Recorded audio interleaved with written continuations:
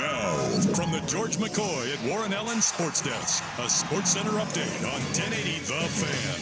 First on The Fan, Game 3 of the NBA Finals happening tonight in Indianapolis. The Pacers hosting the Thunder with that series tied at a game apiece. Oklahoma City, a 5.5-point favorite right now.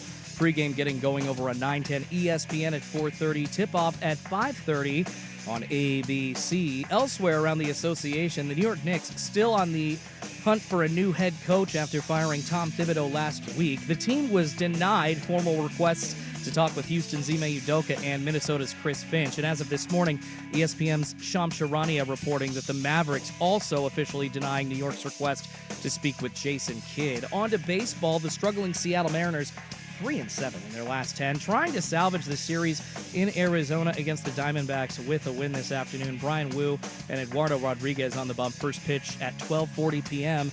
on Root Sports. And tee times for the 125th U.S. Open at Oakmont are posted for tomorrow. World number 1 Scotty Scheffler grouped with Victor Hovland and Colin Morikawa at 10:25 a.m. Coverage getting going at 3:30 a.m. tomorrow morning on USA Network.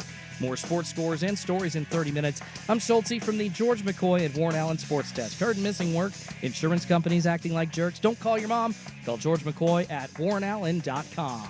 Do it every morning. Dirt and Spray. Weekdays 6 to 9 a.m. on Portland's Sports Leader. 1080 The Fan. Wake up.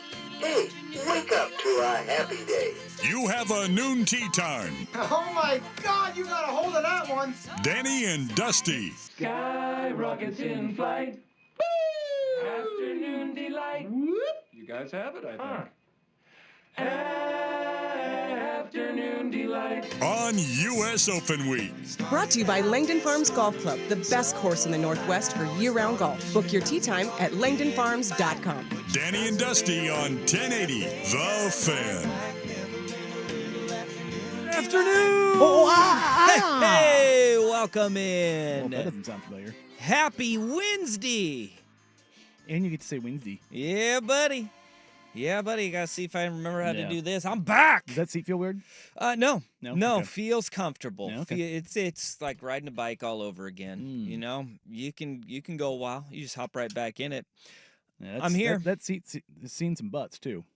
It has. Seen a lot of butts. How's it felt? Very different every day.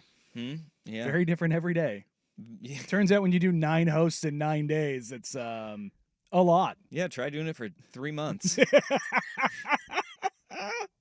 It's why you can't go Danny and Friends. This is going to be a far shorter run than Dusty and Friends was. It is hard, and at least you don't have to schedule them all. No. Yeah.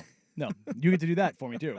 Yeah. So Yeah. that's Oh, I'm glad to be back. It's way better to be over here than stuck in my office. It is. Don't tell my bosses that are definitely listening right now. Mm. But it's fun to just be back here working with you again, man. It's fun. It is. Schulte's over there. What's up, Schulte? Hey, happy hump day, you guys. Good to see you. Look at how gentle he was right there. Good to see Boss Man comes back in here. Comes in gentle. Don't kiss my butt. Well, no, I'm not going to kiss your butt. I refuse to Come call on, what you are we BM. doing? I heard Yeah, Rob no, referring we're to you not as doing that. BM, We're and not- I will not do Well, that. they do that in the company, and it just is an uncomfortable way to address a person. Like, don't use that acronym, please. No. You're the brand man. But that's not what you think of when you hear BM, right? No, definitely Exactly. No. It's bowels. not. Big old Bowel movements. Well, yep, here we are. The furnace got kicked down a little bit too, which I'm happy for. Yeah, It was a nice little day. Yeah, no, it was Nice little day. Got home yesterday. I was like, oh, this is good, and then I did not go outside. Really? My wife and I both. I think the allergies kind of whooped both our butts, and we were just kind of exhausted, and we just pretty much posted up on the couch yesterday. It was a chill day yesterday. God, those days are gone. Yeah, no, that's the I nice don't know thing. what that is. I had somebody was trying to schedule me for something, and I was like, "Look, man, I'm 40 years old, married with no kids. I got time. Yeah, you got time. I got time. I Like, do what I want. We can kind of figure out what we want to do when we want to do it. Do what I Kinda want. I go noon to 3 is your only kind of hard out in this situation. Otherwise, we can work around this stuff pretty easily. Yeah, the last weekend when the heat was really hot, my son had a baseball doubleheader on Saturday. Oh, of course. A baseball doubleheader on Sunday with a flag football game in between his two baseball games. Like near the other location? Nope. No, of course not. Nope. About 20 minutes away. That's an hour at that point. But you know what? But at least you get the reprieve in the AC. I was thinking about this like when that Sunday ended and it was just like, oh my gosh, we were all just tired, just cooked, dead. I had the thought of this may have been in the moment like, oh my God, we were just out in the sun the entire time and this is draining. I know that I am going to miss it when he is grown up and that's no longer a thing. So it's not an option. Right. Yeah. Because it will go by in a blink. Yeah. In a blink of an eye. Now, your kids are getting older now, where they're more self-reliant, but they still have the events and stuff like this. Yeah. Do you guys have you guys over the years now built up the travel apparatus so when you go to these events you have like the nice chairs with the umbrella and the nice ice chest? Like, have you guys fully evolved now into like the baked-in parents? Well, I'm usually coaching. So I don't have any of that. My wife goes just straight Tommy Bahama Beach chair. Okay. You know, just the Tommy Bahama Beach chair, which has a little cooler in the back, like built into it. You can put it backpack it, yeah. you know. It's like $40 at Costco. That thing's amazing. They're great. Yeah. They're great. And sometimes they're on sale for like, we got 4 for $20 a piece. Oh, hell just yeah. a smoking deal. You see those parents out there though that like they're camping out there. Oh yeah, like this right. past weekend, it was like tent city. Yeah, just like like canopies. not even just the umbrella. Like they put up like the actual like stake them in yeah. canopies. That has to be part of the deal there. We ended up bringing a cooler on Sunday just because you needed so many drinks and because it's so hot. Yeah, it was really hot. Look, man, I realized I mentioned this the other day when I was at the driving range. It was like 82 earlier in the week. The LA in me is gone. Well, yeah, this is the 5th time I've heard this story. But I mean, like, I can't handle the heat like I used to, man. You're soft. I am. Yeah. I used to just It's because you spend these days inside on the couch with your wife. You're probably right. Instead of out there grinding. I mean, I just air conditioning's made us all soft. It kills It me, man. has. It kills me. Like Me I used included. to Thanks, just carrier. right. I just used to just bask in it, and now I'm out in it for more than an hour, and I'm like, I'm good. I think that's the guy who invented the air conditioner, Carrier. Is it? I'm pretty sure. Is that why there's the Carrier air conditioners? Yeah, well, the Carrier Dome yeah. at Syracuse, I Yeah. think that's the guy who invented air conditioning. No, I thought it was just. I may be completely wrong I mean, on that one, but I do like a good blow up dome. yeah, yeah. Who invented air conditioning? We'll do that. I bet you the patent on that's pretty good. Yeah, Willis Carrier. God, smart. Is that what aircraft carrier is named after? No, No? Okay. no. Just Willis Hovland Carrier designed the modern air conditioner. You know when it was invented? I would imagine probably like the 30s. 1902. Oh my God. Yeah. God damn. God, we didn't even have like modern refrigeration proliferating at that time, but we had AC. That's I kind mean, of crazy. I think we had an icebox in the late 1800s. I wouldn't say that's not modern, Yeah, but that's what I'm about saying. Like, yeah, but close as we have. Were we talking like? Yeah. Were we using Freon back then? No. No, I don't know what we were using. What toxic chemical were we using for air conditioning back then? It had to be Lead. I was saying it's asbestos. got to be something lead, asbestos, Freon. Like it's got to be something completely toxic and just completely deadly. Yeah. Yeah, I don't know. I'll have more air conditioning thoughts later. I can do this. Deep air conditioning reads. All right. Yeah. I like it. Yep. This is gonna be my deep dive of the day. I like it. But as something happened on that weekend, something really cool. You know, I always say this. I've said this on this show several times. Baseball is a serendipitous sport where things just happen, and you're like, "Whoa, what a happy little coincidence that is." Bob Ross of it all. This past weekend, my son's baseball season ended at Farmington View Elementary. Okay. And he's in a league where like you can only hit doubles because it gets into like, the ball goes flying everywhere. So they just say, you just stop at a double. Coach came up to me before the game. He's like, hey, can we do like, it's like end of the year. Can we just like go around? If a kid gets a triple or a home run, they can do it. I was like, sure. I went and I talked to my coaches. I'm like, we are not telling the kids this. Yeah. Like because they're just going to try to rake. They're just going to. Yeah. No, they're just going to stretch a single into a home run if they hear this. So my son gets up to bat and rips one down the left field line. He gets the second. He's thrown up. I'm like, go. And he goes, what? Yep. He takes off. He hit his first home run of his life. Awesome. On the exact same field I hit my first home run when I was a kid. That's so cool. That was awesome. That's special. That was like one of those, whoa. He could not have cared less. I was like, hey, bud, that's where I hit my first home run. Cool. Yeah. Like, did you see me? I just ripped that ball, Dad. Like, I just seamed that thing. And the day before, we'd watch the Savannah Bananas game in Carolina. Yeah. Which he was just locked enthralled. Just what? He gets to that guy's like, Dad, the party animals, they get naked when they hit home runs because they take their shirts off and go out and do a dance. I was like, nope. You're going to keep that shirt on, kid. Have you seen how successful they've been? They are a 3.5 million person waiting list, and it's growing. That is an unbelievable hack into the world of sports. What the Savannah Bananas have done Giving is fans what they want. Incredible. It's incredible. Yellow Tux Jesse. There was a video I saw of him. He's the founder, the owner of the team. He's in a banana yellow Dumb and Dumber tuxedo with a top hat. And he was being swarmed after a game, I believe it was in L.A. when they were at Angel Stadium. And security's like, no, you guys got to go. You guys got to go. You guys got to go. And he's like, no, you guys got to go. I'm going to stay here. I'm going to take every picture. I'm going to sign every autograph because this is what I do. Yep. I'll be fine. And I was like, this guy gets it. He gets what they're doing, how they're doing it, and it was just cool as hell, man. 60,000 people per. I mean, that's crazy. Well, they're selling out stadiums. Football stadiums. Clemson Stadium sold out like in an hour. 88,000, 86,000 people. Just boom, gone. And they don't care that it's a football stadium and left field is 200 feet. No. They're like, whatever. More dingers. Guys are still jacking it over the net anyway. Still going to be fun, and it's going to be an awesome time. So those guys and what they've been able to do, but it's so nuanced because they just said, nope, we're going pedal to the metal. We're not going to try and be something that we're not. They do all of these weird things that people usually laugh at and dismiss as, some stupid gimmick.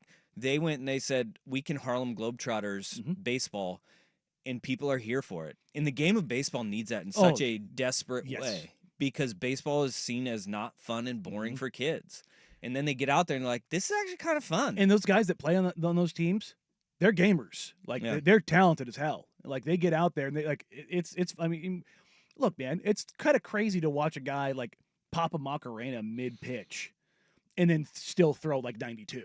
And you're like, what the hell? Like, you're just like, they're not throwing junk. They're just serving up meatballs. But that's, again, what the people want. Yeah. And that's what makes baseball boring to some is like good baseball is mowing guys down. It's crafty pitching. It's throwing heat and guys swinging and missing a lot.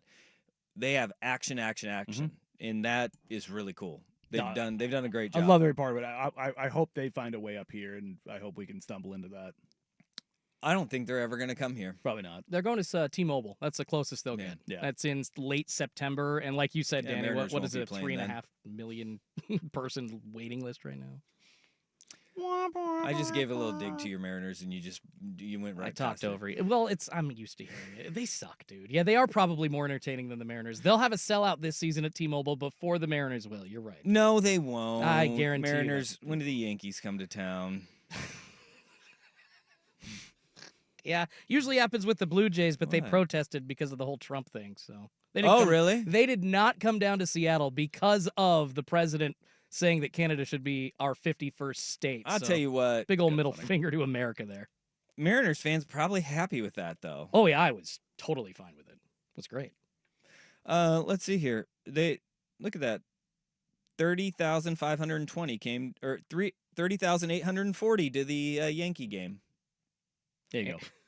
What's the capacity? Like 42 at T-Mobile? Oh, there's 36 at one of the Blue Jays games. Not all of them protested. Yeah. T-Mobile Park capacity is about 48,000 seats. Go watch a Savannah Bananas replay like last week from the Carolina game. Yeah, every seat up to the nosebleeds was full. 42,871 opening day. There you go. I was there, and that was busy. See? I will say, I've been to probably, 15-ish ballparks, I think. Mm-hmm. T-Mobile's a great spot It to is. watch a It's game, awesome. man. One of the It's best. so good. It is awesome. Although, can I bitch just, I don't know. I feel like this is kind of maybe off topic, but the now not available time to go get a beer in between innings because of the shorter games sucks. I have to rush. I can't go and comfortably grab a beer. You got to plan when the beer guys come through the aisles. I still remember the beer guy that we had will live forever rent free in my head. This guy was like 6'5", 350 pounds, had the Friar Tuck belly, just in a voice that bellowed around I went up there. Perfect beer guy. Oh, dude, he would, and his call was big beers. Oh. And it was big beers. Get your big beers. I like and you this hear guy. this echo around the entire stadium all day long. Nice. It was great. It was I'm like, dude, you got some pipes. You've been doing this for hours. It's a vibe. Where that was in Seattle? In Seattle, yeah. That guy in Seattle. Yeah, it was great. Good for him. I like that. Loved it. I got like me that for the people. That's part of the game. Got me a couple big beers. This is probably not a popular take. I actually like going to games where it's not jammed to the gills. Oh God, yeah. Oh, me spread out, be comfortable. A Yeah, Tuesday that's Mariners game. That's part of Yeah. baseball right there. Yeah. You know? But the most electric atmosphere I've ever been at was a World Series game though. Like that was a Saturday football game environment for 5 hours. Yeah. Just everybody Going. standing up, yelling. It was insane. That was What game was that? Astros Dodgers game 3 in Houston, 2017. Cost is per ticket? Too much. Too much. But worth it. Worth it. Met Craig Biggio before the game at his restaurant outside the stadium. Oh, nice. He goes in there every game day and walks around to every table and introduces himself to everybody in the game. He's only there for like 20 minutes. No kidding. And the time that we went in there was like the time he made his rounds. Oh, that's awesome. And he stops and talks with every person, has a conversation with you. You know, we're Keeps like, it going. we're from, Portland just outside. And he's like, oh, like Beaverton? And it was, no, Hillsboro, but close. He's like, yeah, love Nike. Go out to Nike all the time. Hell yeah. Okay. I love you. I love you, man. I love you, man. What time did you do that thing? You remember when you leaned into a ball and you got hit? I love that. I love that. I You love do it that. again. World Series was great, though. All right, well, damn. We're already way over. Yeah, This is how right it's going to on- be. right on try. This is how it's going to be. All right, we got Game 3 of the NBA Finals tonight, heading back to Indianapolis for the Pacers and the Oklahoma City Thunder. We'll discuss that. We are, 2 weeks to the day from the NBA draft. Indeed. Wow. Indeed. And the Mocs have no idea. Yeah, we need to talk about that today. It's not just Because Portland. It's after. It's 3. After 3, it is, or I guess 3 and beyond. Yep. You just don't know. And this is what we've been talking about the entire process is like, who knows? Yep. There's usually a lot of these guys want to play hardball and where they're going to go and do their workouts. Good luck doing that, buddy. All right. Where we got to start, though, there is some more Blazer news, and whether it's workouts or the assistant coaches becoming official. Danny Dusty on the Fan. Hello,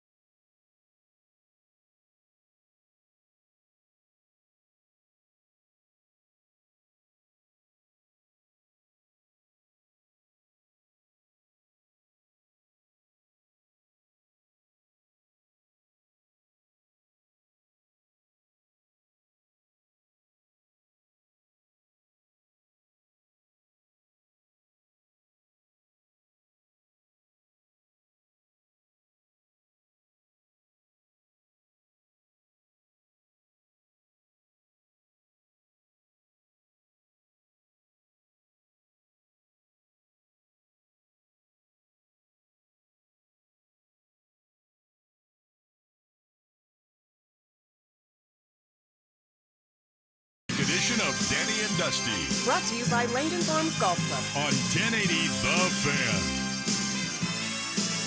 All right, the Portland Trailblazers make it official with the hirings of Tiago Splitter, Patrick St. Andrews, boy, that's an Irish name, and Quentin Crawford to the coaching staff, joining Chauncey Billups on the bench. I heard you talking about this earlier this week, but rounding out this staff is never an easy thing. And last year we had these discussions too that, you know, Chauncey was essentially a lame duck coach heading into that year without a contract, and assistant coaches go, we want a little bit of stability, and this gives us none. Now he brings in Splitter, St. Andrews, and Crawford. Yeah, no, those are all hires that you weren't going to get last cycle because of that uncertainty. And both Splitter and St. Andrews are guys in talking around the league are both seen as kind of risers in the NBA coaching circles. Obviously, Splitter was with Paris basketball last year. Led them to a successful campaign, had the number 3 offense in the league. St. Andrews is a guy, in talking to folks around the league, who many people think is going to be a head coach relatively soon. Like he's a big time riser, and I talked to some folks in Memphis about him, and he is both led Memphis's offense and defense. He's a guy that is varied results. Yep, true. Right? But defensively, they've been really damn good. And offensively, they've had punch too when John Morant is there. 100%. And obviously, the offense kind of changed around into Noah LaRoche in what he was doing. And then they brought in Isolo, who kind of led a bloodless coup in a sense, and now is the head coach of the Memphis Grizzlies. But St. Andrews comes from the Budenholzer and Jenkins coaching tree, which is kind of de facto from the Greg Popovich tree. Both Splitter and St. Andrews are looked at as guys that are good with adjustments, are more. There's more ingenuity in the offense. There's more intrinsic things that are kind of there, which is, I think, a lot of people around the Blazers were looking to do, because they've got a defensive identity, but they need to get more out of the offense. I believe they finished 28th last year in offense. I think it also stylistically, the way Tiago Splitter played in the NBA it fits very well with the way that Chauncey Billups wants his defense to play, especially on that end of the floor. And when you have a young team, the best way to get through to those guys is guys who've done it before, and guys that they'll recognize their names. Right? And Tiago Splitter is one of those guys who's been through it again and again.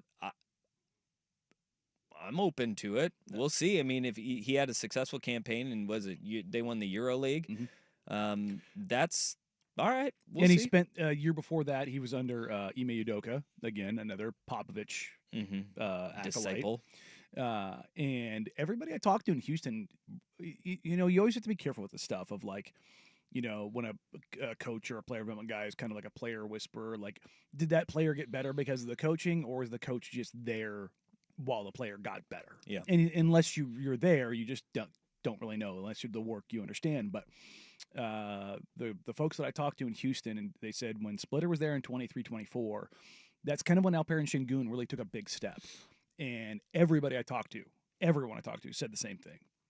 Splitter played a huge part of that in developing Şengün. All right. And so if you're the Blazers and you're looking at, okay, let's get a big man coach in here who's also working on the offense, Tiago Splitter ticks a lot of boxes when you've got young Donovan Clingan. You're trying to figure some stuff out, because, Clingan, as good as he was defensively, he was as bad offensively.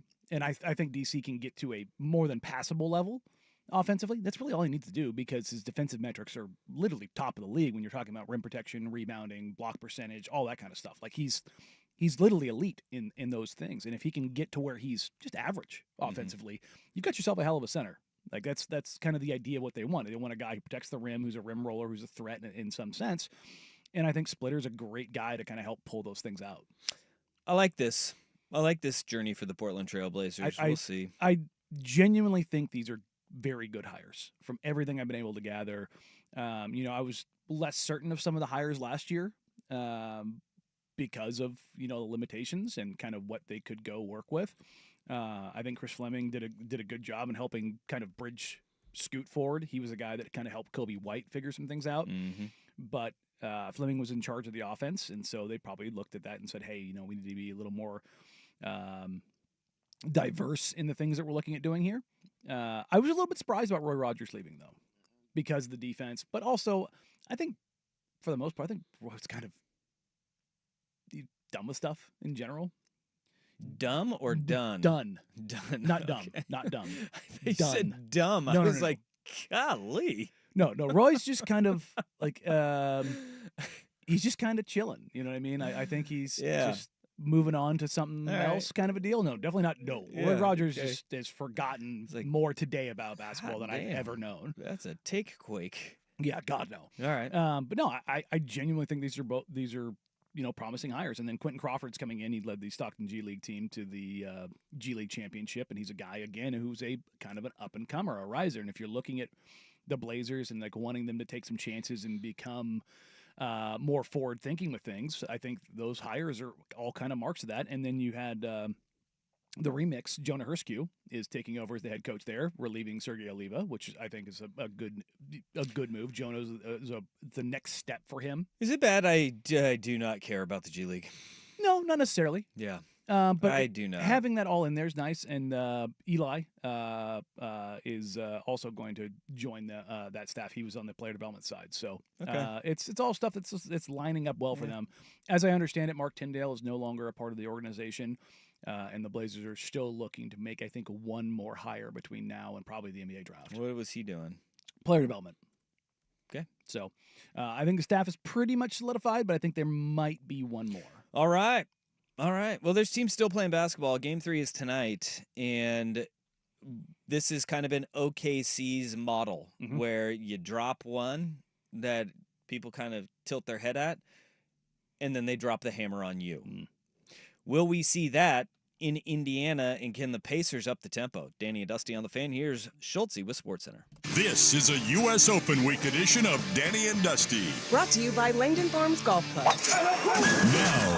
Now, from the George McCoy at Warren Allen Sports Desk, a SportsCenter update on 1080 The Fan. First on The Fan, the NBA Finals back in action tonight. Game 3 in Indianapolis with the Pacers hosting the Thunder. Series tied at 1 game apiece.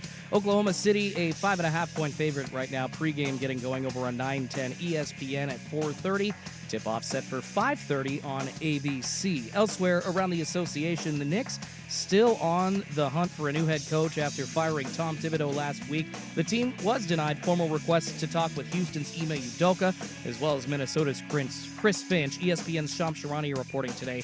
The Mavericks also officially denying the request from New York to speak with Jason Kidd. On to baseball, the Seattle Mariners 3-7 in their last 10, trying to salvage anything in their series with the Arizona Diamondbacks with a win this afternoon. Brian Wu, the Eduardo Rodriguez on the bump. First pitch in just about 8 minutes from now at 12:40 on Root Sports. And tee times all set for the 125th U.S. Open.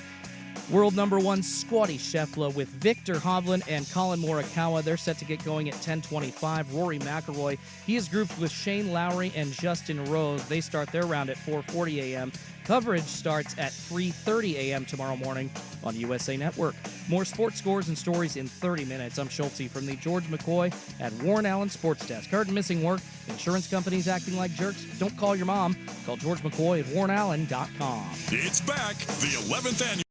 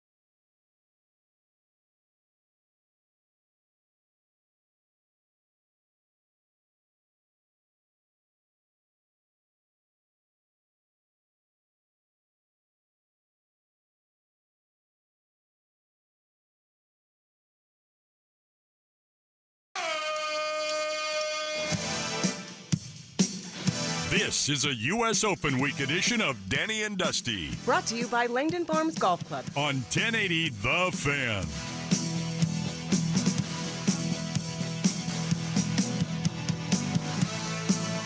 All right, Game 3 of the NBA Finals tonight heads to Indy. And the Pacers looking to set the pace and get running. This young OKC team, though, boy, you can tell the speed difference in the Eastern Conference and the Western Conference with what we're seeing. Indiana and this Oklahoma City team being able to keep pace with them. Mm-hmm. That is probably one of the most surprising things is how quick, how fast. And this may be also just slowing down inherently as playoff series go on. You're playing into the month of June, and maybe you can't keep that tempo and speed that you've played with. But they don't look nearly as fast as they did against the New York Knicks or anybody else in the East. No, the line coming out of this is the Pacers basically average 16 points a game in transition through the playoffs coming into this finals, which may not sound like that much, but when you're talking about, number one, easy points, number two, makes. On makes, what do you get to do? You get to set your defense, which makes the other team play in the half court, and your defense is going to be a lot better after a make, unless, of course, you're playing against the Pacers, who take advantage of teams who have bad court spacing or inopportune timing of court spacing off of makes.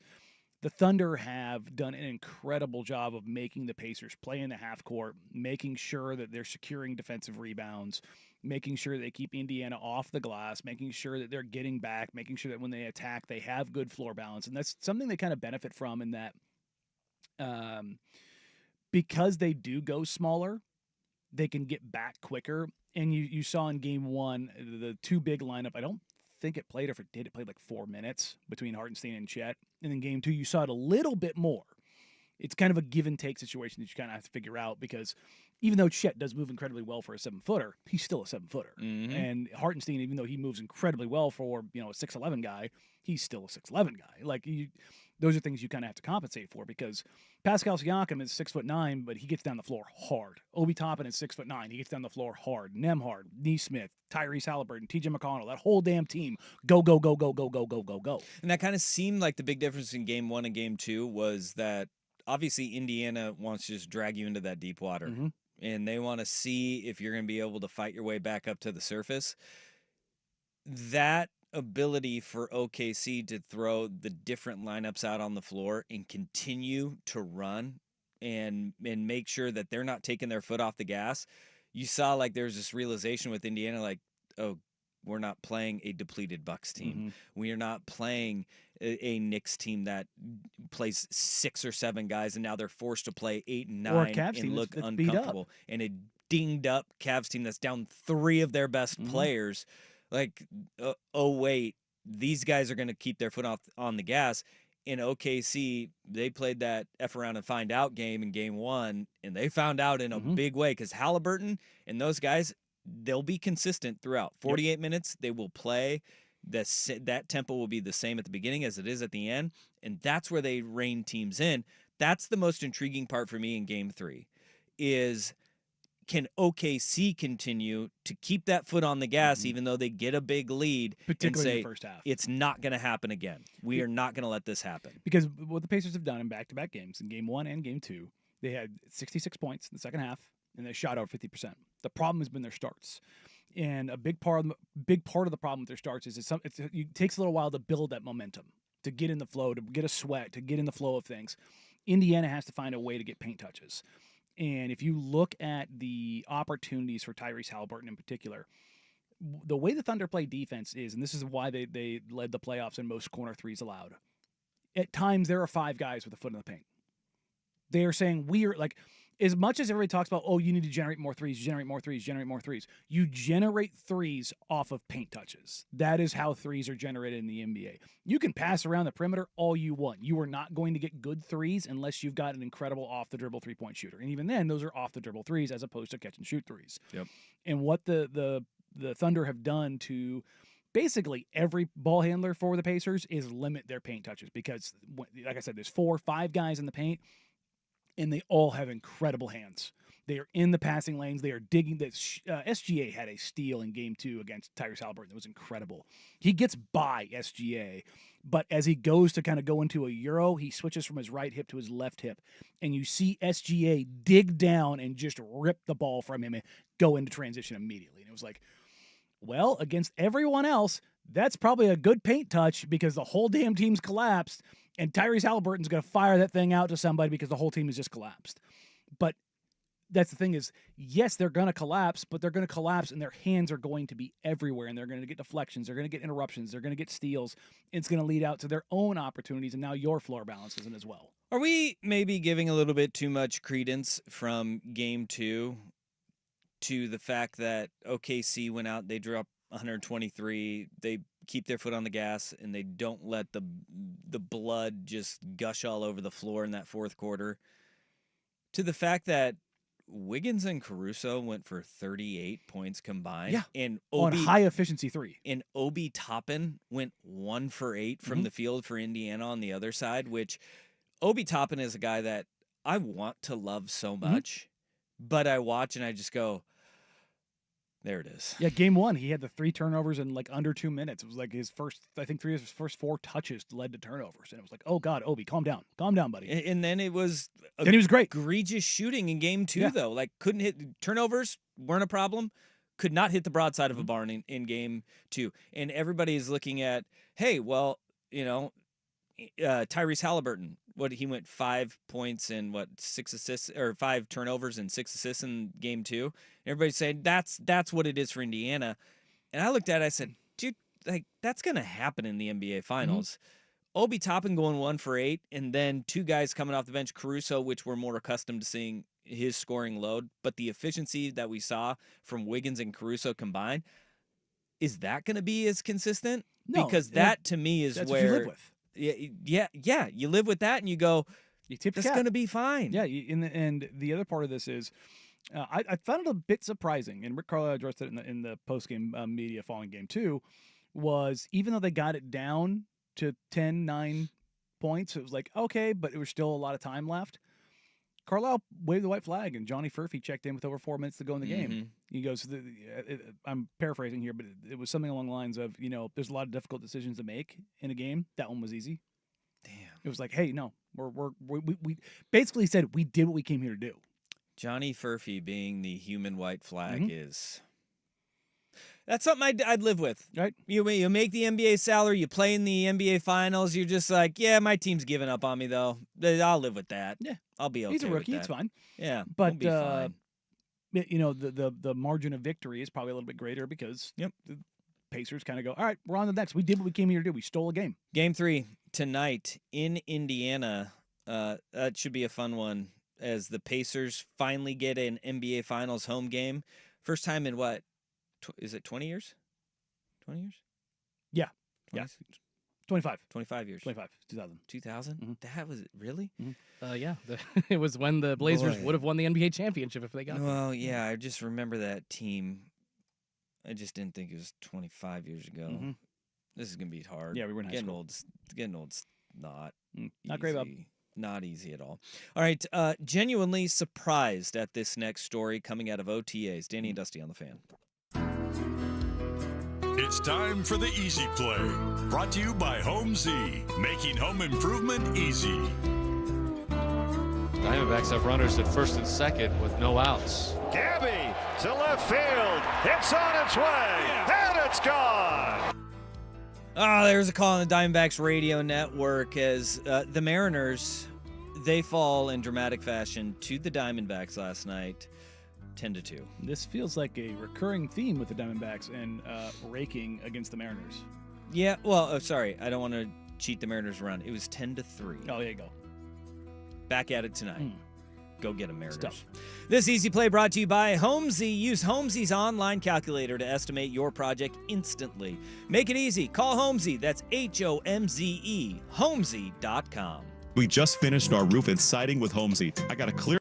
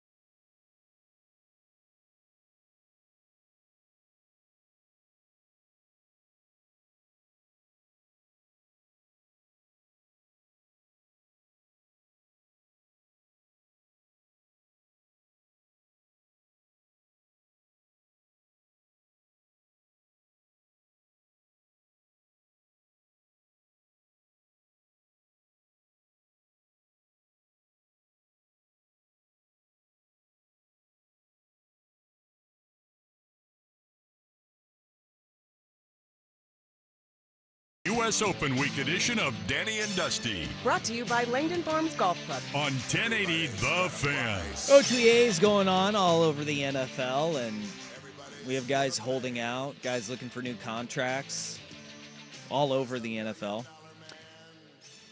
But the Shedeur Sanders hype train has seemed to slow down in the city of Cleveland.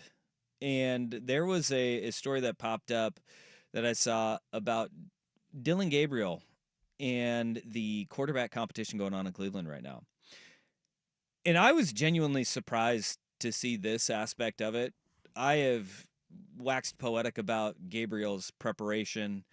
I don't think he got nearly enough credit for making the right throw at Oregon often enough. And the only knock on him is his size, which is something he's been playing with over his entire life. Dylan Gabriel's been taking first-team reps in Cleveland. And that story has been a lot more quiet than Shedeur Sanders not getting reps.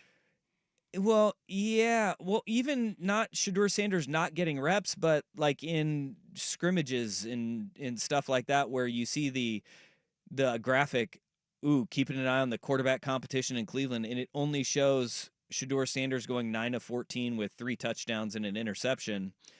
Meanwhile, in that same scrimmage, Dylan Gabriel went 11 of 20 for 3 touchdowns, 0 interceptions against the first team. And it's not as sexy. No, it truly isn't. But Cleveland.com kind of did a little bit of a dive into how they're breaking everything out here. And essentially what's happening is they have, without even announcing what the quarterback hierarchy is, you have 4 quarterbacks on the roster: Joe Flacco, Kenny Pickett, Dylan Gabriel, and Shedeur Sanders. When they do their breakouts, it is Pickett, Flacco, and Gabriel who go with the first team. And that means Shedeur is stuck with the 4th team. And Gabriel's taking a bunch of first-team reps in their OTAs against the first-string defense right now. What's going to be interesting is this a situation where they go with a veteran that they trust and know, Flacco or Pickett, which, whatever, what does that get you?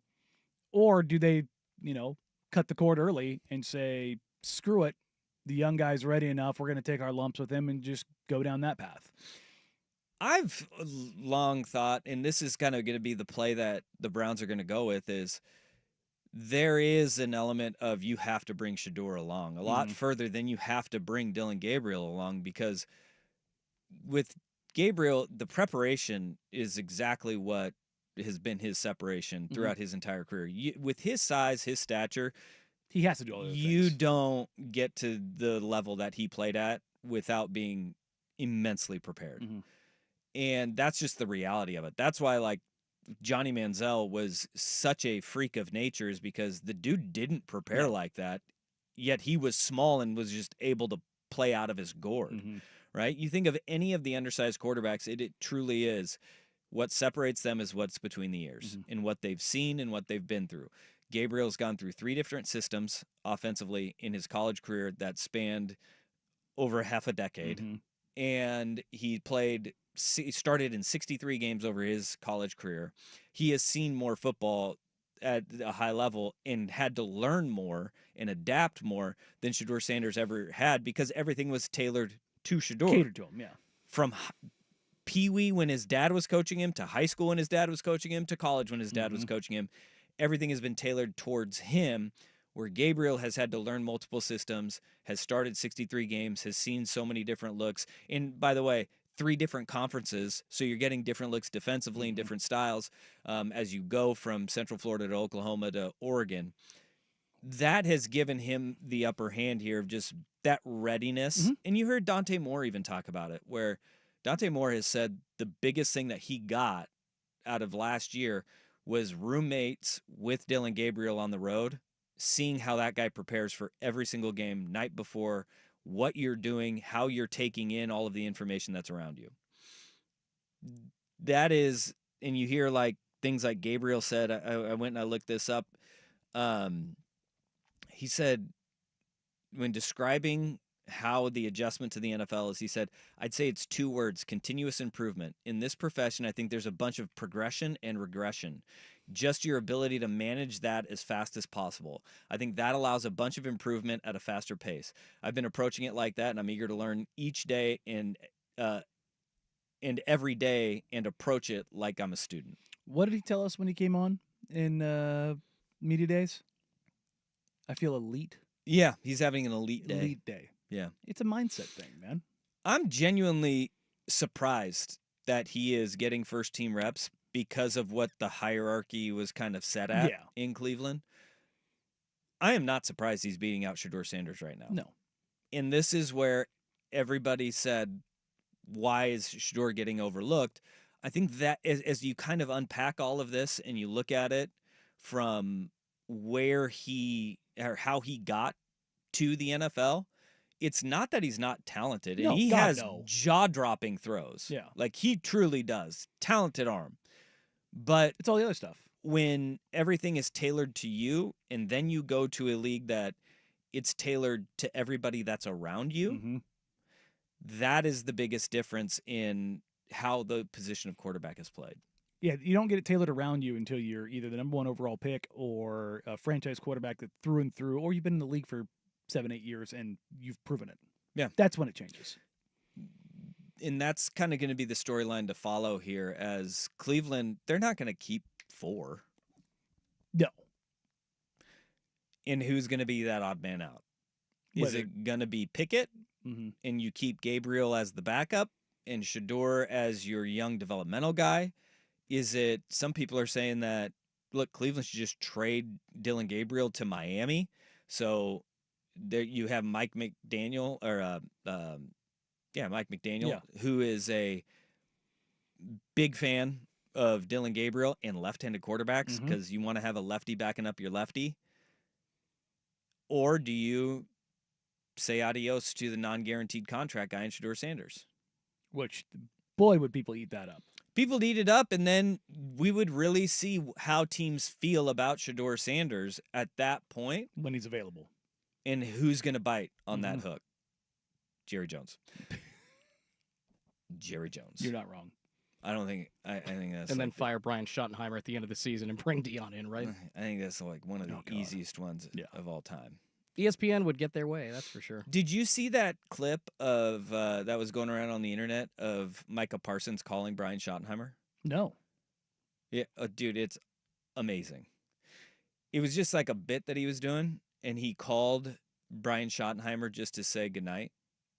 Like, yes, like, wishing your best like, friend goodnight. I just want to say goodnight, coach. Yeah, okay, he did that. Okay. I just want to say goodnight. And at first, Schottenheimer's like, "Are you okay? Like, is everything fine?" Because when a player like that calls you, you're like, "Oh, God, he got arrested." Yeah, you know what's going on here. Like, when your star player is just calling you late at night, you're like, "This is never a good thing." Good. You know, it doesn't matter. This is bad. And he's like, are you fine? Are you fine? And then he's like, no, I just want to say goodnight. Just tell you, I appreciate you. Goodnight. And then Schottenheimer just flipped and was like, hey, man, we're going to build something special. We're going to get this deal done. It's going to be a deal for you. We're going to get it right here. But you could tell, like, the fear of God was struck in him. A gorilla was taken off of his back. And he was like, thank God this is just a weird phone conversation to have. But that right there is why players of Brian Schottenheimer have loved him. He was the offensive coordinator or a quarterback's coach in New York for the Jets when they had Favre, Sanchez, and Ainge. And Eric speaks glowingly of Brian Schottenheimer. Oh, really? Loved him. He's just a dude. He's a dude. It matters. But you're in Dallas. You got to deal with Jarrett. Woof. All right, hour number 2. We will start with the mock drafts are getting drunk right now.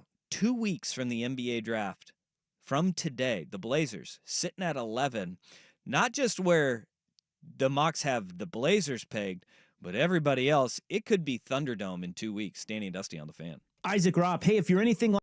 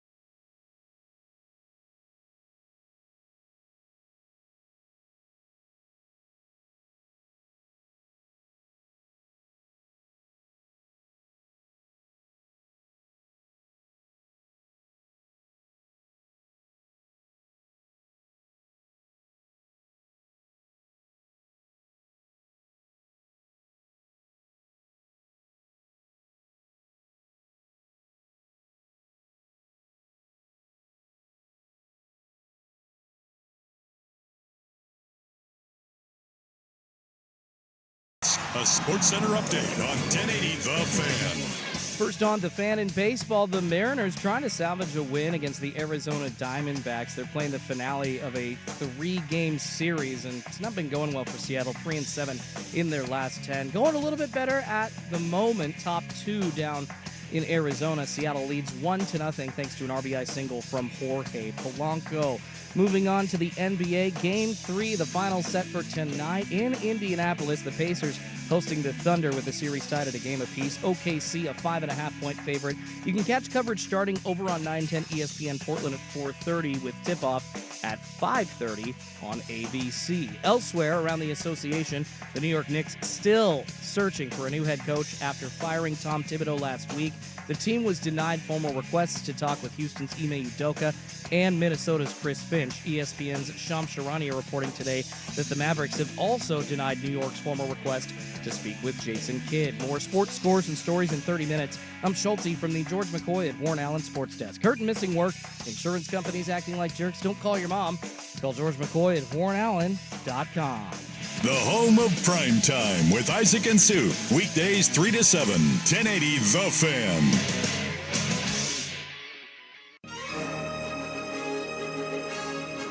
The U.S. Open is in Pennsylvania this week. It's the Steelers. With 175 bunkers, there's plenty of sand to find at Oakmont. Found anything yet? Nothing yet, sir. How about you? Not a thing, sir. This is a U.S. Open Week edition of Danny and Dusty. Brought to you by Langdon Farms Golf Club, the best course in the Northwest for year-round golf. Book your tee time at langdonfarms.com. Danny and Dusty on 1080. What about you guys? We ain't found shit. The Fan. No, sir. I didn't see you playing with your dolls again. Hour number 2, Danny and Dusty with you on this Wednesday afternoon. A wrestling Wednesday, but also nod to Beach Boy Brian Wilson passing away today. One of the true innovators of music. There you go. He, I mean, you want to talk about a guy who had his battles. 82 years old, one of the founder of the Beach Boy, and one of the true, like, brilliant minds of music, passing away at the age of 82 years old. R.I.P. Beach Boys. Let me guess, you don't like the Beach Boys. I'm not a big Beach Boys guy, but unfortunately, you've got some other Beach Boys ties that have passed away recently with Stan Love, Kevin Love's father, the younger brother of another one of the Beach Boys, both passing away. It's unfortunate. Yeah, they're getting up there. They're getting up there. To me, the Beach Boys always felt old. Well, yeah, they were. But I mean, like, even when they were younger, they felt old. Yeah. You know what I mean? They just always thought of them as old. I mean, they were around in the 60s. Yeah. It's kind of crazy to think about. And to think that when, like, that was 30 years ago, like, the 60s if you, wasn't no, 30 no, no, years if you ago. go back 30 years from, like, when we were 10, would have been, like, when they were, like, the Beach Boys were getting popular in the mid-60s. That's the mid-1990s. Yeah, that's a long time. Well, I saw somebody say that's that like if they did the Dazed and Confused remake and matched up the timelines, it would basically be when we were in high school. It's early 2000s, yeah. And I'm like, oh, screw that. Well, like, for instance, if you, like, in the 90s, they made that 70s show, it looked so much different. But right now in 2025, if we made a show for 05, it wouldn't, like, outside of maybe not having an iPhone, I would say that there's a lot more things that would match. Cordless phones still in the house. Bleached hair tips, dial-up internet. Collars. Yeah, dial-up. dude. We had DSL by then. And we had, Maybe like, you did. cell phones with pictures on them. I mean, they weren't, like, proliferating everywhere in, from my senior year of high school to my first couple of years in the military. No. That's for sure. You just have a bunch of kids playing Snake on their phone. A lot of Nokias. They did the... Puka shells are back, though. Oh, yeah. Dude. Jinkos are back. I'm telling you, my entire closet from high school would fetch a fortune right now for what people are wearing. My wife and I did some shopping a couple weeks ago, and the kids are wearing our clothes.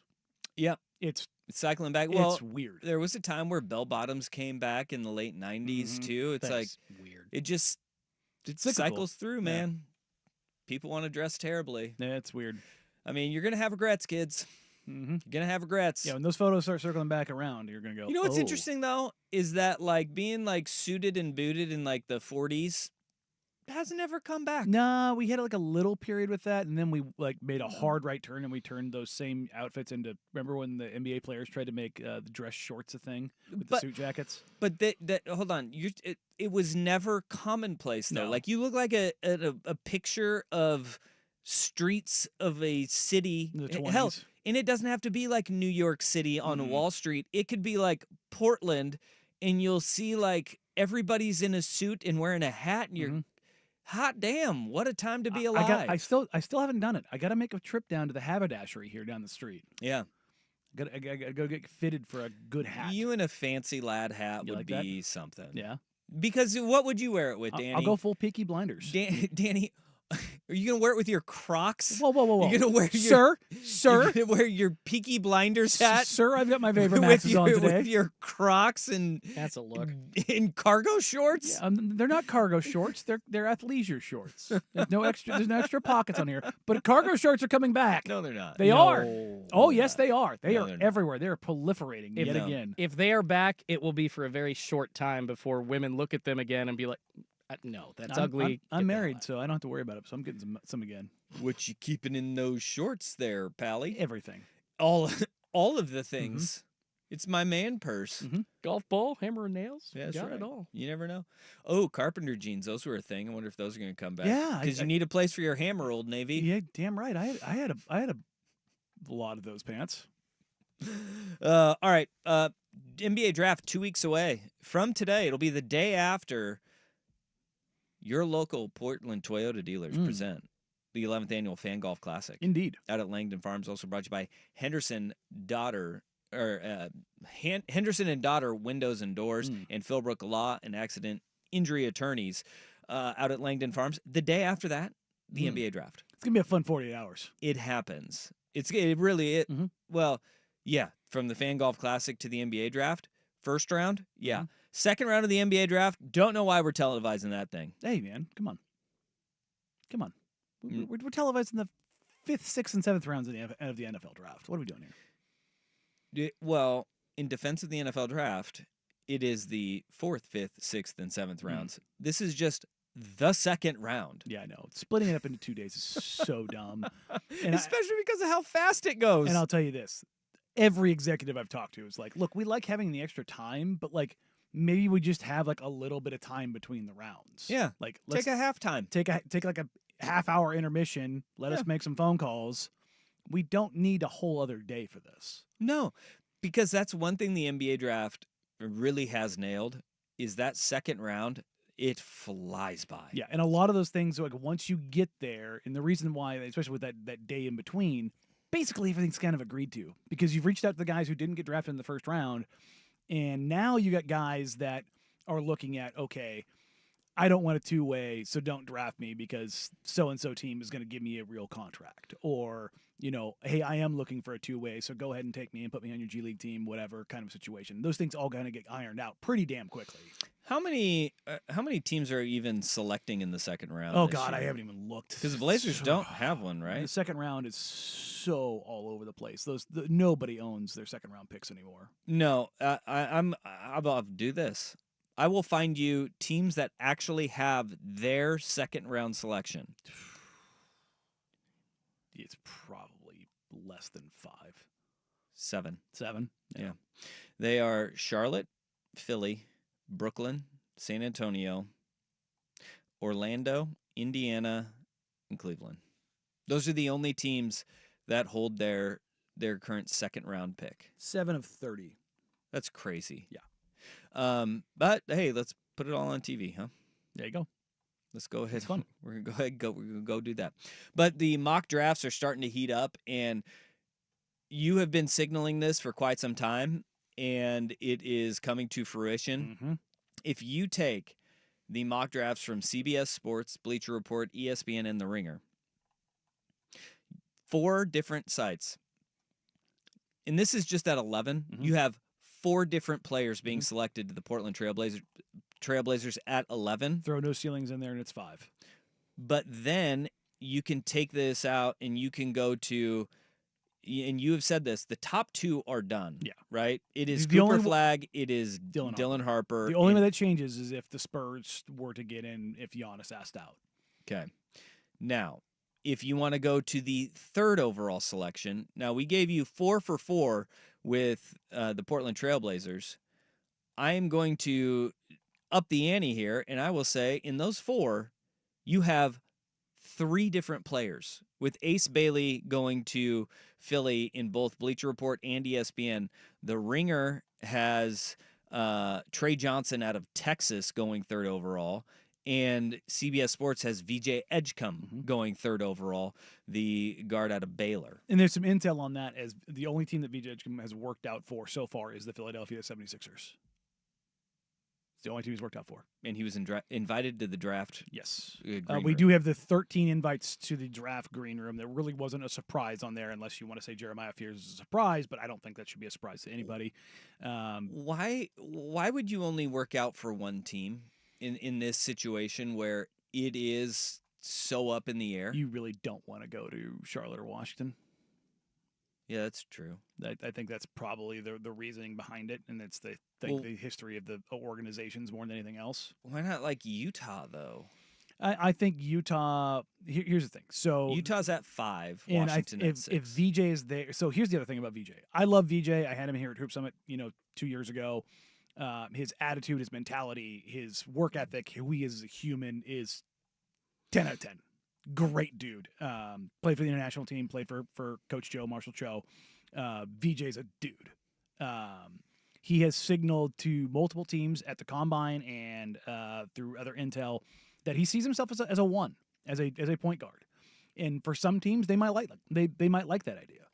Other teams, they may see him kind of more as a combo guard type. Like the guy he gets compared to, and I think is the most apt, is Victor Oladipo. Depot was probably better on the ball coming out. VJ might be better as like an overall Swiss Army knife player. And if you're looking at VJ, you're like, do I want him to be my lead guard, or could he turn into like a Donovan Mitchell-esque kind of combo guard where, yes, he's a 2, but he can be a 1 if you've got some other playmakers around you that kind of makes sense to where you can get him off the ball a little bit? Or do you want him to be the true no doubt dyed in the wool 1 where he hasn't really shown that yet? And I think that will be kind of a thing that kind of sways teams depending on how they view him on the basketball intel side of things. But there's 2 guys in this draft right now that I think a lot of people are higher on. You mentioned both of them. Ace Bailey, Trey Johnson. Both those guys on the intel side of things have had some negative things go against them.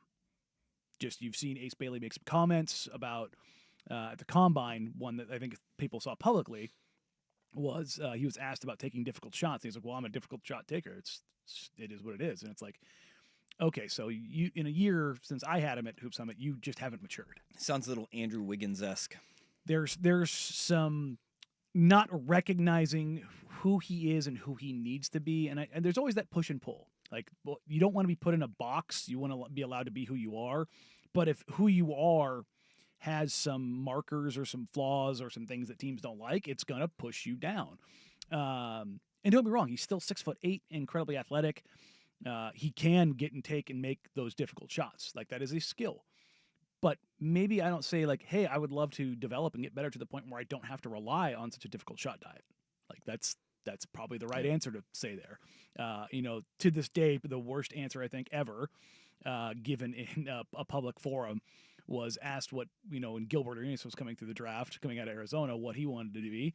He answered, a pimp. And then when he got a follow-up question of, I'm sorry, what? He said, oh, my bad, an international pimp. Oh. Again, that's Gilbert being Gilbert, but it was also Gilbert going, pew, down the draft. Hibachi. All right. And Trey Johnson also bad intel as well, but nothing criminal or anything like that. No. It's just like maturity, preparation, being a professional. Yeah, just like the professional parts of things. Yep. And again, I'm not saying this to bash these kids or carry new water. These are just the things that I've heard, and some people won't say them publicly, and because that will get people pissed off and those kind of things. But those are the things. It's been widely reported. The intel on both of them has been going down Less than stellar. trajectory, And on so- a downward trajectory. And that is going to make things very interesting at the draft because you get to pick number 3, and what Philly does is going to set the table, and then everybody else after them, you're like, okay, now what do they do? Well, what 4 guys are projected to go to Portland just 2 weeks out to the NBA draft? Yeah, 4. 4 different sites, 4 guys, but one common thread. The Blazers are going to get longer. Danny and Dusty on the Fan. It's back.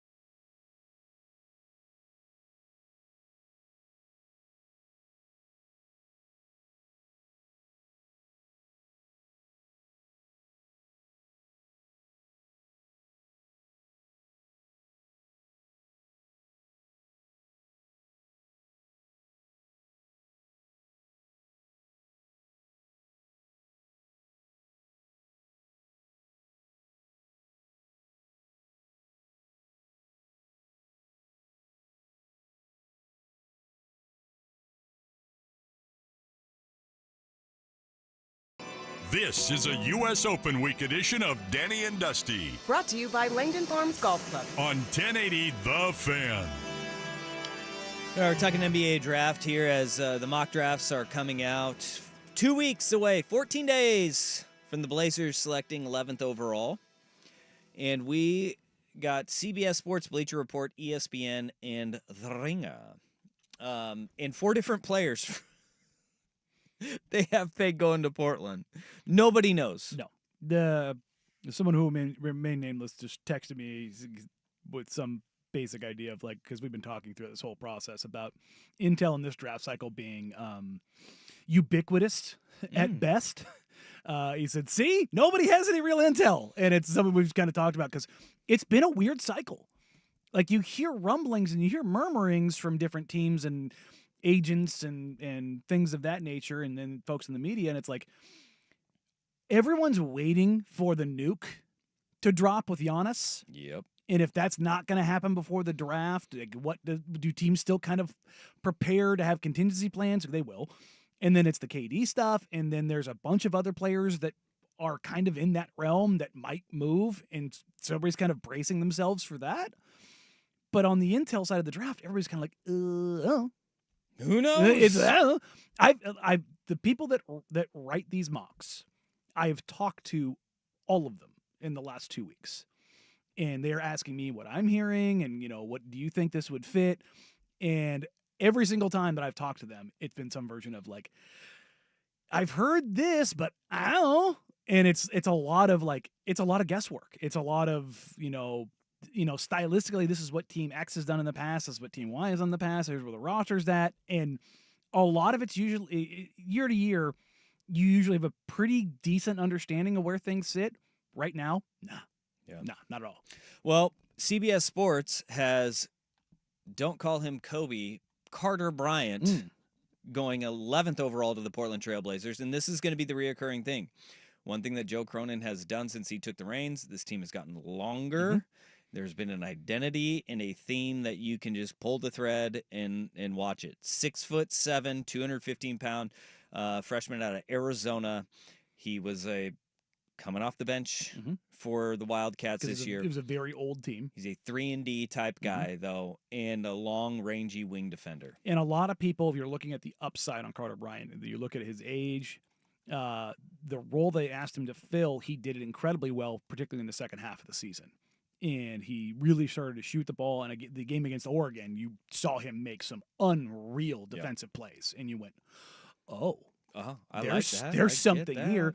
And so you're looking at a guy, and again, I'm not using this name to say he's going to be this guy, but the upside swing on him is like, you see him kind of like a Kawhi in the sense of he's very strong, very rangy, very athletic, incredibly fluid athlete who has 3-and-D floor.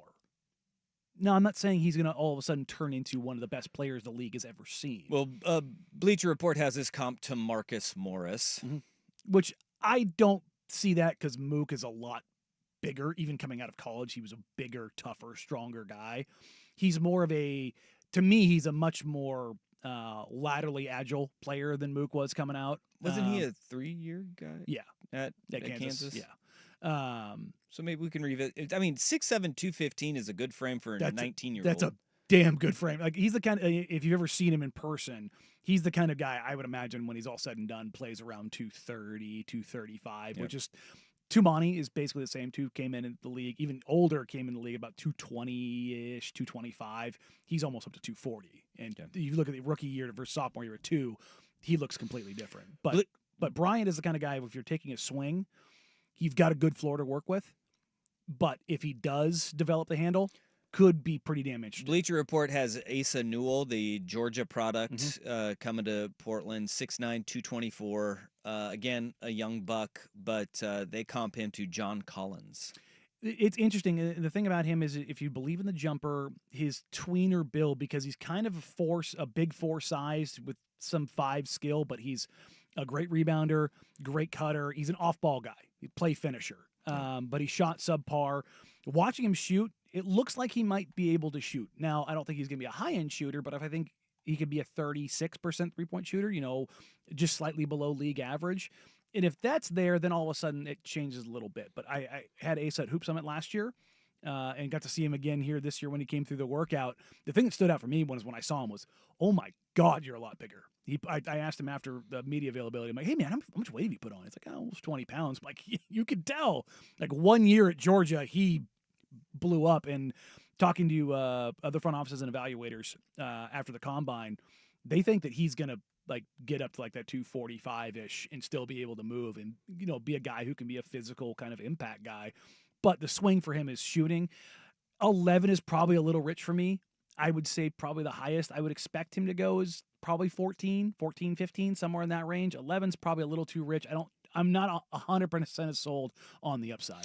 Another guy who we've talked about on this show, ESPN has Yegor Demin from BYU, a 6'8" combo guard. Yeah, 6'8" barefoot. Like he's a guy who plays at damn near 6'10". He's a big kid, had some real highs at BYU, had some real lows.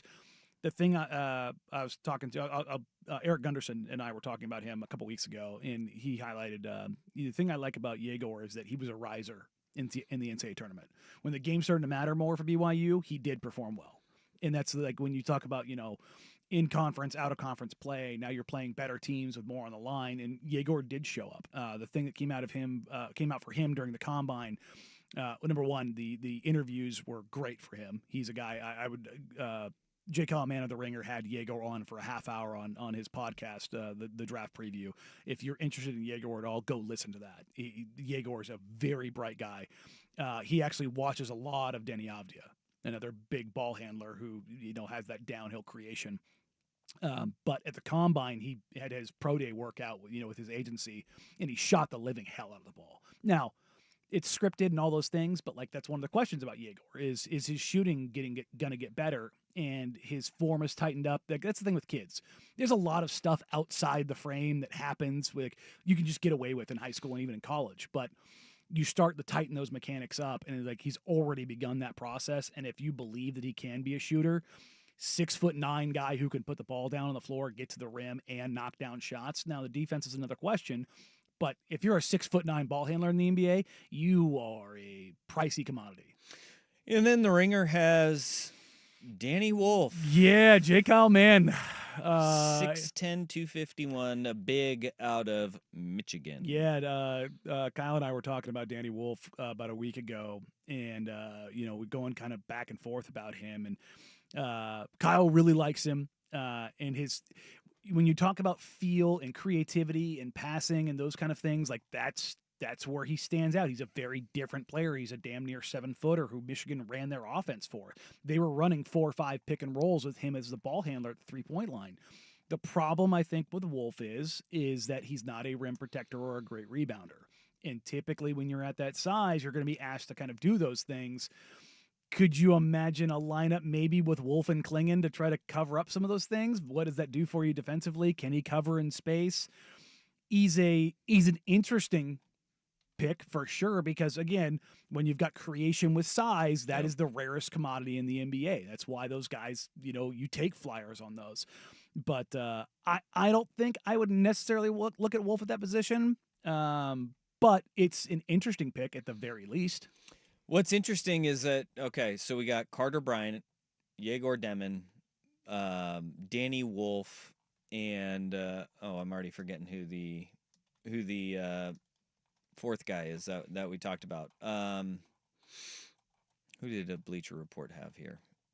They had. I don't know. My contact's falling out of my eyes. That's fine. Oh, Asa Newell. Yeah, Asa. And that doesn't account for another guy that's mocked in other places, but he might go earlier, and that's Kasparas Yakashionis. So those are kind of the 5 that are the most common, and then throw in Noah Senge. So if you take this into perspective on nobody knows what's going to happen, right? At 11, there are one mock has the floor for Carter Bryant being 14. For Demin, it's 18. For Wolf, it's 27th. For Newell, it's 23rd. So, like, these guys, like that shows you that we're talking about nobody knows what's going to happen at 3. Swath. 11 down to 27, 23, 18. Those are massive ranges of these guys, and it is mainly towards fit, historical trends. You're just looking at, all right, Portland likes long guys. Mm-hmm. You know, Danny Wolf is 21. He's almost 22. They like old guys coming into the NBA too. Like, they're not afraid of it. And So the interesting thing here, this isn't like the draft last year where the talent fall off was very real. Yes, there's a very real talent fall off after Cooper Flagg and then Dylan Harper. And then you can kind of debate Trey Johnson, Con Knippel, VJ Edgecombe, those guys, right? But after that, really the top 6 guys, top 5 guys, there's a, you know, if Cooper's like tier 0, like no doubt superstar, and Dylan Harper could be an all-star and he's like a tier 1 guy, and then there's like 3 or 4 tier 2, there's like 25 tier 3 guys. Like, there's just a lot of talent in this draft depending on where you see guys. Like, there's some executives in the league that love Jeremiah Fears, absolutely adore him, and there's other people like, I think he should have gone back to school. all this tells me is that this is going to be the epitome of a right place, right time draft pick where everybody's like, why didn't they draft him? And you're just going to go, because nobody knew, man. Yeah. Nobody knew. And we can mark it June 11th, 1:32 p.m. You can't say that we weren't going, guys, nobody effing knows about this draft. No. Nobody knows. And I don't think we're going to get a ton of clarification on it until maybe 48 hours before the draft. Well, good. So, yeah. Great. Good times. So more drunk mock drafts is what you're saying. Yeah, a lot of that. Cool. A lot of throwing darts right now. All right, coming up next time for our worst day on the web. And look, I consume more caffeine than probably 99.9% of humans on this planet. But there's one drink company out there that's going, whoa, whoa, whoa, whoa, whoa. We're not on any banned substances list. We'll get to that next. But first, here's Jordan Schultz, the Sports Center Update. This is a U.S. Open week edition of Danny and Dusty. Brought to you by Langdon Farms Golf Club. Now, from the George McCoy at Warren Allen Sports Desk, a Sports Center update on 1080 The Fan. First on The Fan, Game 3 of the NBA Finals set for tonight down in Indianapolis. The Pacers hosting the Thunder with the series tied at 1 game apiece. OKC, a 5.5-point favorite coming in at this point. Pre-game gets going over on 910 ESPN at 4:30. Tip-off at 5:30 on ABC. Elsewhere around the association, the New York Knicks still on the hunt for a new head coach. They fired Tom Thibodeau last week after losing in the East Finals. The team was denied formal requests, though, to talk with Houston's Ime Udoka as well as Minnesota's Chris Finch. And then add the Mavericks' Jason Kidd to the list. ESPN's Shams Charania reporting today that they have also denied New York's formal request. In baseball, the struggling Seattle Mariners trying to salvage one down in Arizona against the Diamondbacks. It's Game 3 of a 3-game set. Going to the top of the 5th, Seattle leads 1-0 thanks to an RBI single from Jorge Polanco. Brian Wu looks good through 4 innings, just 3 hits and 3 strikeouts. More sports scores and stories in 30 minutes. I'm Schulte from the George McCoy at Warren Allen Sports Desk. Hurt, missing work? Insurance companies acting like jerks? Don't call your mom. Call George McCoy at warrenallen.com. More, please. Golf in the Northwest with Jason Swigart is back.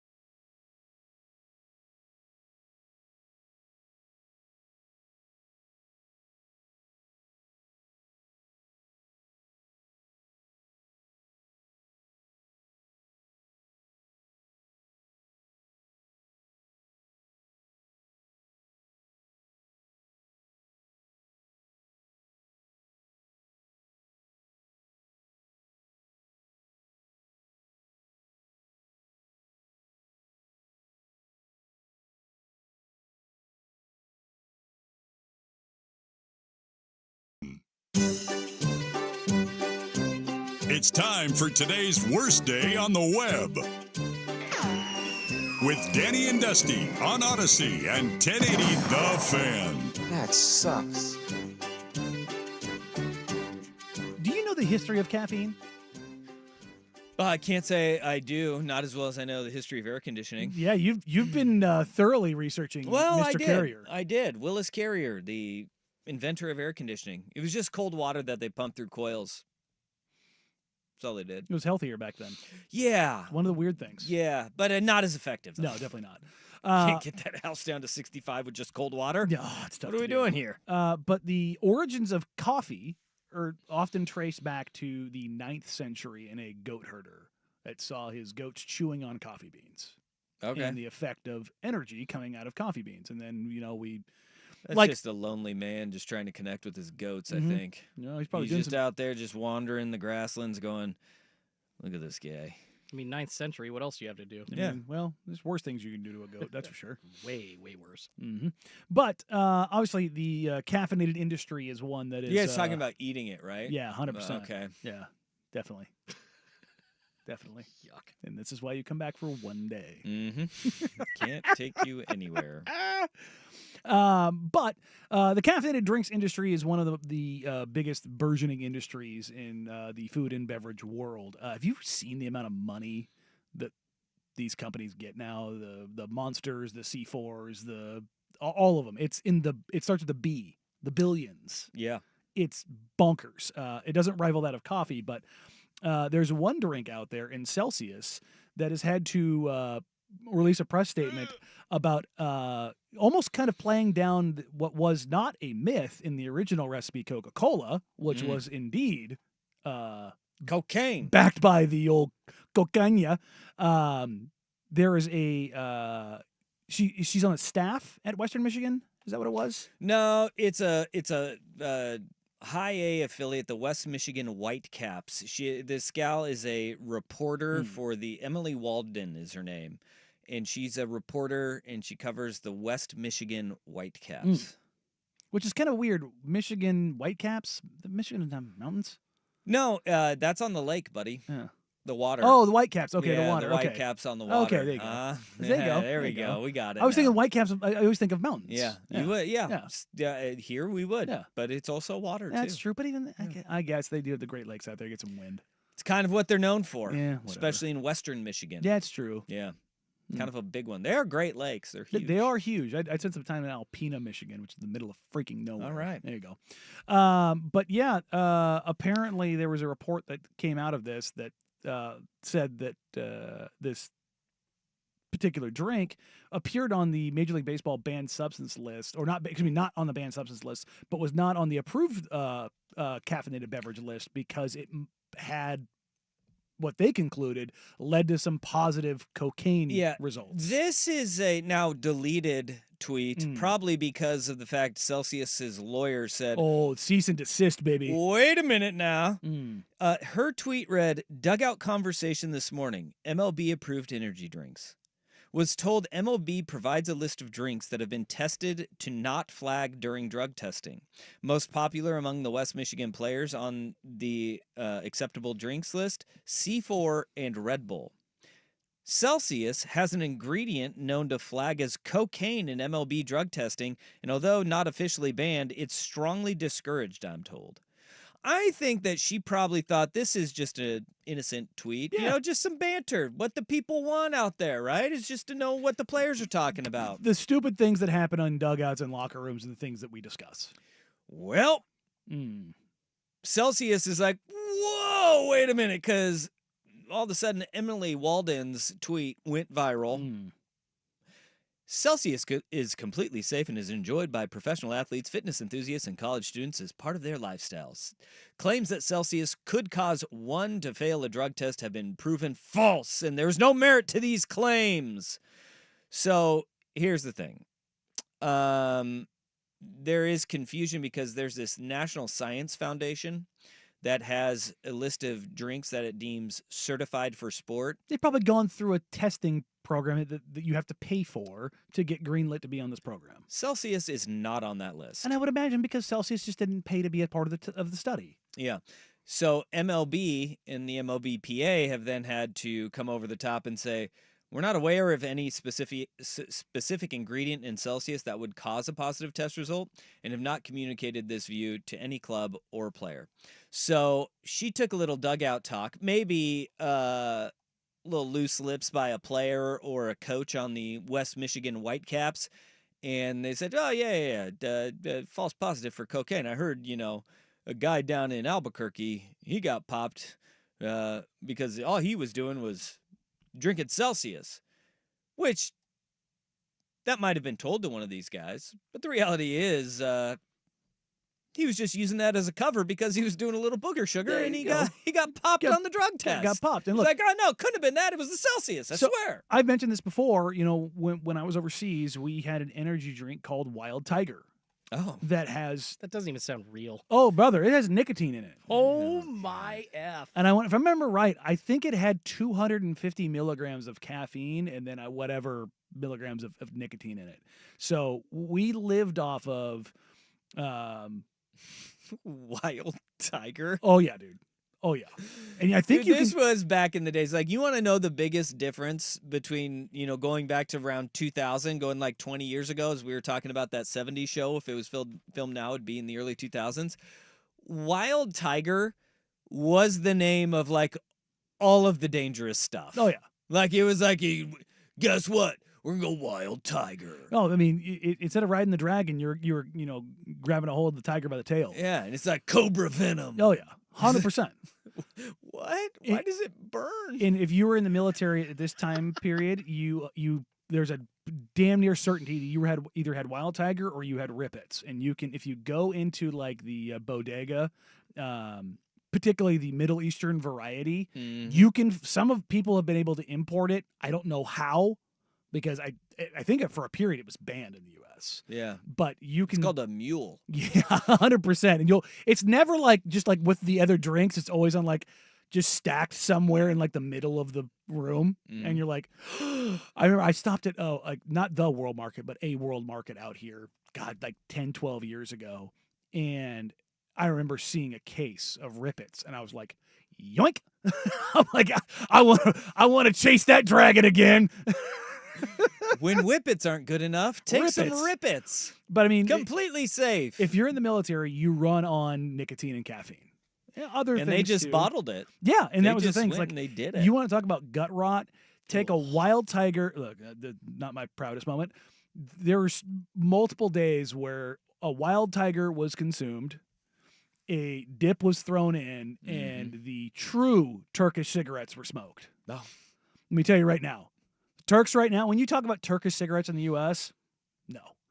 You smoke a real Turkish cigarette, it will put you on your ass. Really? Oh, God. It tastes 1,000 times better, but it's also a lot cleaner, a lot purer. But boy, does it hit you like a truck. Yeah. I remember the first time I ever had one, I did not know what I was in for. Have you ever chewed? Yeah. Okay. You remember the first time you chewed? Yeah. And you remember the world spinning like you could not believe? That was it? Yeah, that's what I got from that cigarette. After having a dip in, after having the nicotine-fueled energy drink. I think I'm about to barf right It now. hit like a truck. I was like, yo, what is this? And I remember my buddy being like, yeah, those are real Turkish cigarettes. Man. And you wonder why your body's breaking down. Well, it's like, dude, I was just drinking like these energy drinks packed with nicotine while I had a lipper in while drinking Turkish cigarettes, fighting a war. What? Danny, I think we know why your body's breaking down, bro. The internals are good. The internal mechanisms still all firing. It's the bones and the ligaments that are more problematic than anything else. Oh man. But no, this is a reason why our bodies break down by the time that we're 30 years old, is because the amount of caffeine and nicotine and, let's be honest, steroids that we all take, that general concoction, don't get me wrong, it puts you in a war fighting mood. But boy, does it take a toll at some point in time. This text on the fan text line, 503-864-6326. Wild Tiger sounds like an illegal firework. Yeah, I think there's a lot of crossover between naming fireworks and naming energy drinks. Not just energy drinks, but foreign substances. Well, yeah. I mean, like, Would you be surprised to see a firework called like Four Loko? God, no. No, you wouldn't. A big old tube with four launchers on it. Yeah, Monster. Mm-hmm. Yep. Red Bull. Absolutely. It's a red flops firework. up it all over the place. Yeah. Even Celsius works, frankly. Nice Turning up the heat. Yeah. Let's go. We're going to turn up the heat with some Celsius. C4, absolutely. That is actually not a firework. Yeah, That's an explosive. don't light that one. Back up, Terry. Put it in reverse. Even like Prime, the newer one. I think Prime would be a great name for a big old firework. Oh, man. Yeah, no, that's the nature of that beast. You know, you got to, like I said, you got to tame that tiger. Grab it by the tail. Comes at you fast. Yeah, if you are in possession of wild tiger in cans, please, fan text line 503-864-6327. No, we do not want the fan text line to traffic illegal beverages. I do. Please disavow. Please let me know if you've got a hold of some OG wild tiger. Get to Danny's personal Twitter and DM him. If you are in possession of said drinks, I will bring them in here for everybody to try. So it wasn't the hip replacement. It was just because like this wild tiger was making your bones disintegrate. Is that? I mean, that probably could be part of it. To be clear, it wasn't a replacement. It's 2 full rebuilds. But the internals, they're turning to cement. It actually made my bone density go up. All right, let's keep it in the world of drugs. WADA, the World Anti-Doping Association, doesn't want us to have fun. We'll get to that next here on Danny and Dusty, Tonight the Fan.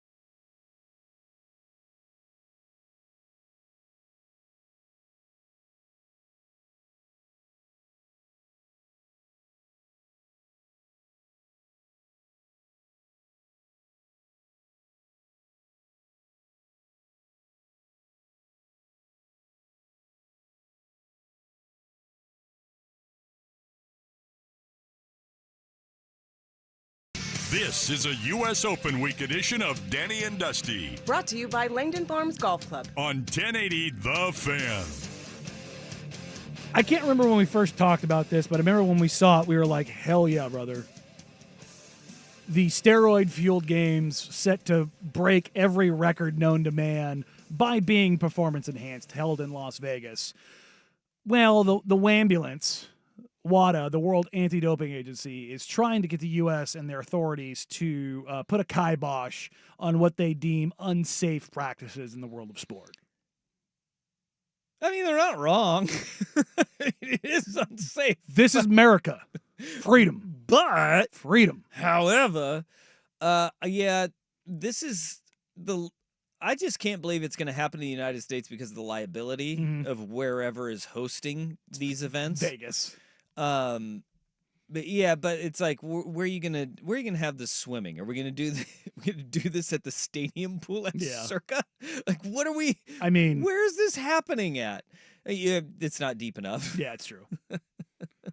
But are we gonna have this at like UNLV's swim center and be like, have all these roided up athletes just going out there? And I think that this may be the one time where the lifeguard might be needed. You're gonna have actual injuries in these events, and that's the liability I don't think is going to make this take off and actually get off the ground. Like, yeah, when the rubber meets the road, like, are you really going to have all of these insurance waivers and everybody's going to say, yep, nope, if I blow my hammy or blow a pec out on the bench press, all roided out of my gourd, I'm good with it. The thing is, the people that are doing this stuff already, they don't care. That is true. Look, man, if you're in the fitness, bodybuilding, competitive sports world outside of professional sports, those people you see on IG and TikTok, they're on gear.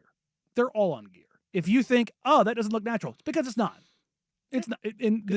Look, the proliferation of steroids has hit an astronomical level. Look, I remember the seedy old days when I was younger of what we had to do to go get our gear. And I've been open and honest about this before. When I was in the military, yes, I took steroids. I took multiple. I take multiple. I took 2 cycles. I took Deca, Tren, and Sustanol, which are all different. They all have different things. If you see the guy on IG right now who's just like the guy, the influencer type, he's on Anavar.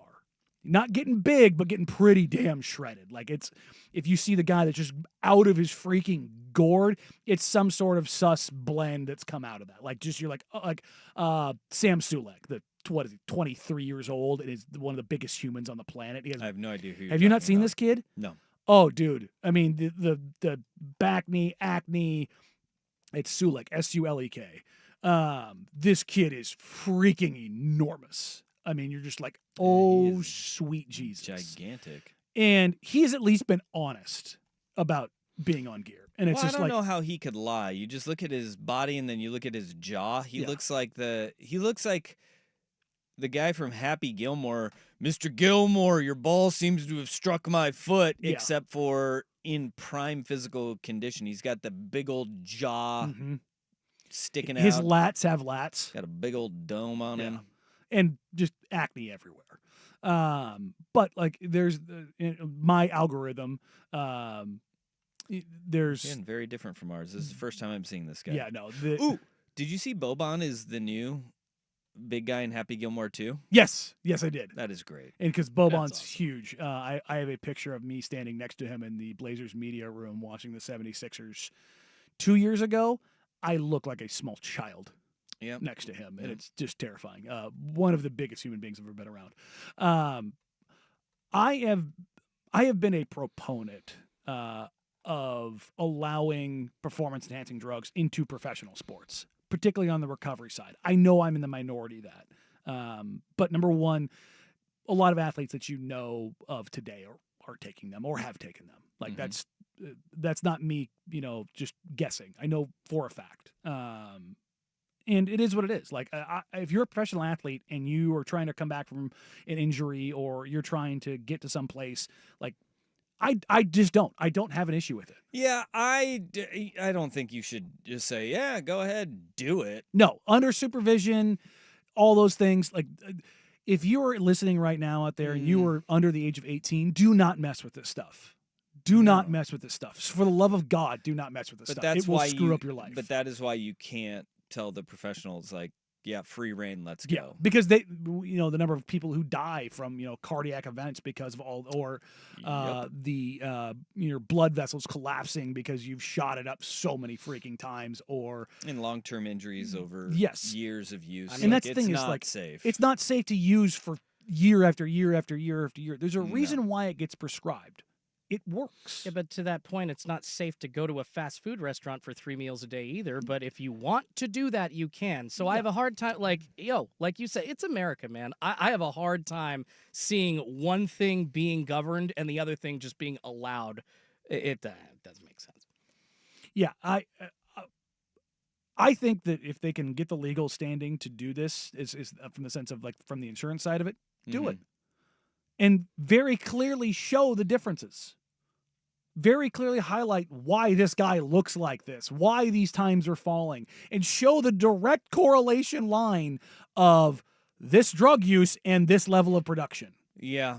These Olympic Games, as they would call them. The enhanced games. Enhanced games. It would be fascinating to watch. I would watch just to see, well, one, the train wreck, but two, what they look like, what the performances actually end up being. Yes. Because there's that swimmer, I think he's Australian, who is now just roided out of his gourd. And he's like, looks like a cartoon. You guys should all do this. And it's like, I don't know if everybody wants to do this, man. And that's the thing, is like while I'm a proponent of introducing it into professional sports, particularly for the recovery side of things, it should also be not something that has to be mandatory, where everybody, because it becomes such a competitive advantage that you have to do it. And that's where it gets dicey. But right? that is where, people will chase it, like we saw in baseball. Well, yeah. We won't see it. And look, baseball had a restricted list. They just didn't enforce it for a long time. Have they announced prizes or anything for this? It's cash prizes. I think it's like $1 million for winners. So huge incentive, obviously. Yes. All right. So there you go. Who's funding this? I mean, it's Vegas, man. The drug industry? Probably the pharmaceutical industry.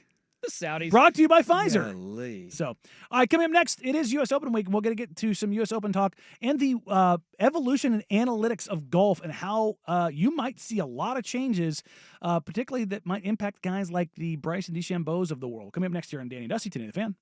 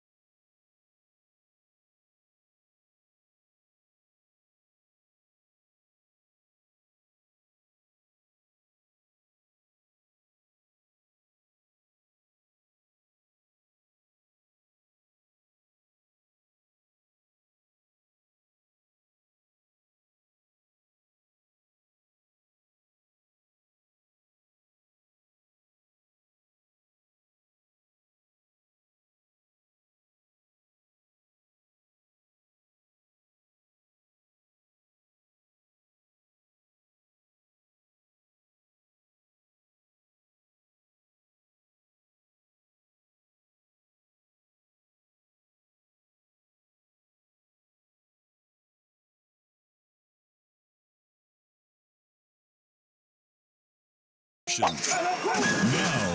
Now, from the George McCoy at Warren Allen Sports Desk, a Sports Center update on 1080 The Fan. First on The Fan, Game 3 of the NBA Finals happening tonight in Indianapolis. The Pacers hosting the Thunder with that series tied at a game apiece. Oklahoma City a 5.5-point favorite right now. Pregame getting going over on 910 ESPN at 4:30. Tip-off at 5:30 on ABC. Moving to baseball, the struggling Seattle Mariners struggling even more this afternoon. They had a 2-0 lead, but going into the bottom of the 6th, it got bad. Bases loaded. Eugenio Suarez with a grand salami, and it looks like right after that they had another home run as well. Arizona now leading the Mariners 5-2, both of those coming off of Brian Wu. More sports scores and stories in 30 minutes. I'm Schulte from the George McCoy at Warren Allen Sports Desk. Curtain missing work, insurance companies acting like jerks. Don't call your mom. Call George McCoy at warrenallen.com. It's back, the 11th annual Fan Golf Classic.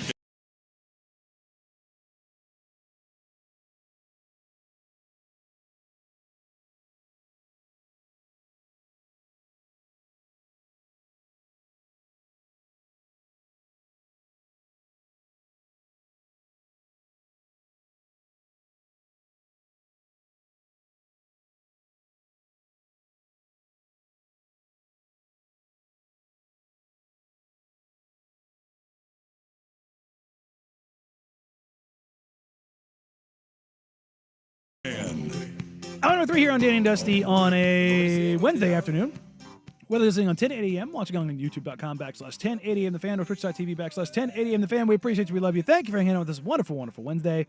The U.S. Open is indeed this week, getting down at Oakmont, and I don't know if you're like me and your algorithm is filled with golf of all of the things, and you have been inundated with two things as it pertains to the U.S. Open and that the current state of that course. One, the rough being 3 feet deep. Well, it's not just that it's long It's because they're mowing it, thick. but for the last couple of years, their superintendent has been testing different strains of grass to see which one would grow the thickest. Mm-hmm.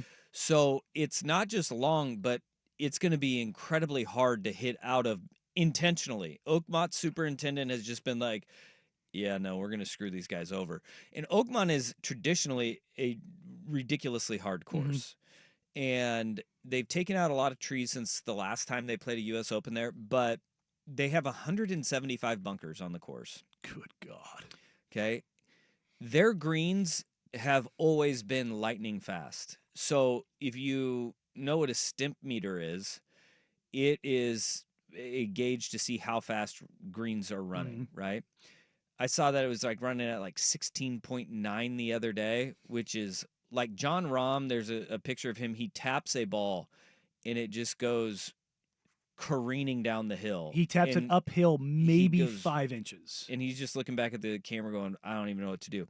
The stimp meter was designed by Edward Stimpson after going to watch a U.S. Open at Oakmont in 1935. He was like, I need to figure out a way to figure out how fast greens are because those are ridiculous. And that's where the stimp meter came from, is because he went to Oakmont almost 100 years ago and was like, this is unfair. And so he went to go and figure out, all right, how can we gauge how fast greens are rolling? Because Oakmont has always had fast greens, and they've gotten even faster. This stuff is faster than pool table felt. And they have the, I think it's the same kind of system that they have at Augusta, where they can suck moisture out of the greens to make them faster. Mm-hmm. So even if it rains, they're like, we're going to speed this bad boy up. Yeah, you're not getting the relief from it. This course is ridiculous, and it's going to be really fun to watch because I saw that the average scoring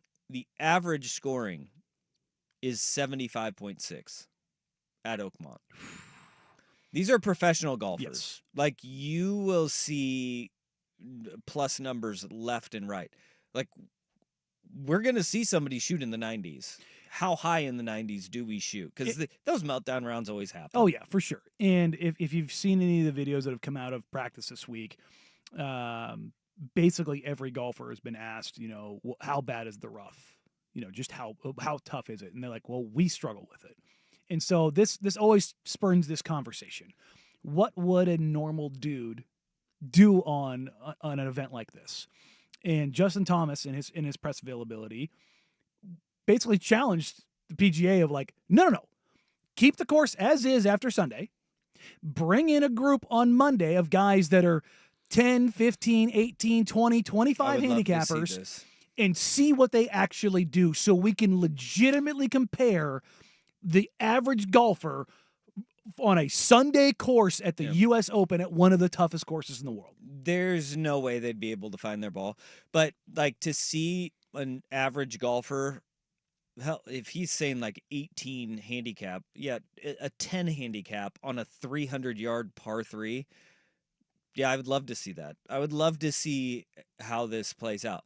Like, I'm a glutton for punishment on a golf course. I would love to go and do that. I will be a sacrificial lamb. I'll go shoot a Justin 150. Thomas. No, you wouldn't. You would shoot 180. I'm saying I would gladly do it. Yeah, like, but the 150 would be a great day. And that, like, with where some that of the course pros is. were like, I don't know, probably like a 120, 130, and some of them were like, God, is that probably too low? And some guys were like probably 150. Because if you go off the fairway, you're cooked. You're getting 2 strokes to get out of there. I mean, you're watching professionals in the rough because they're purposely dropping balls in the rough and like taking chip shots from the rough over just around the green, and they weren't able to get it 10 yards without taking like. When you talk about the thickness of this, it's like hacking through a jungle. Yeah, the club's getting wrapped up, the face is getting ripped open, and you're watching guys take swings like they're driving the ball. I'm here for all of out it. of the rough. I'm here for all of it. Absolutely crazy. I want to get to another part of this next. The commissioner of golf did his press availability ahead of the U.S. Open. And we talk about it in the NFL, and we talk about it in Major League Baseball, and we talk about it in the NBA. The world of analytics and what it has done to change the game of golf and how drastically it has changed the game of golf has gone on to have a much larger impact, not just on the professional ranks, but your day-to-day players and what the PGA and golf in general is doing to kind of counteract some of that. We'll get to that next year on Danny and Dusty, Today in the Fan. It's back.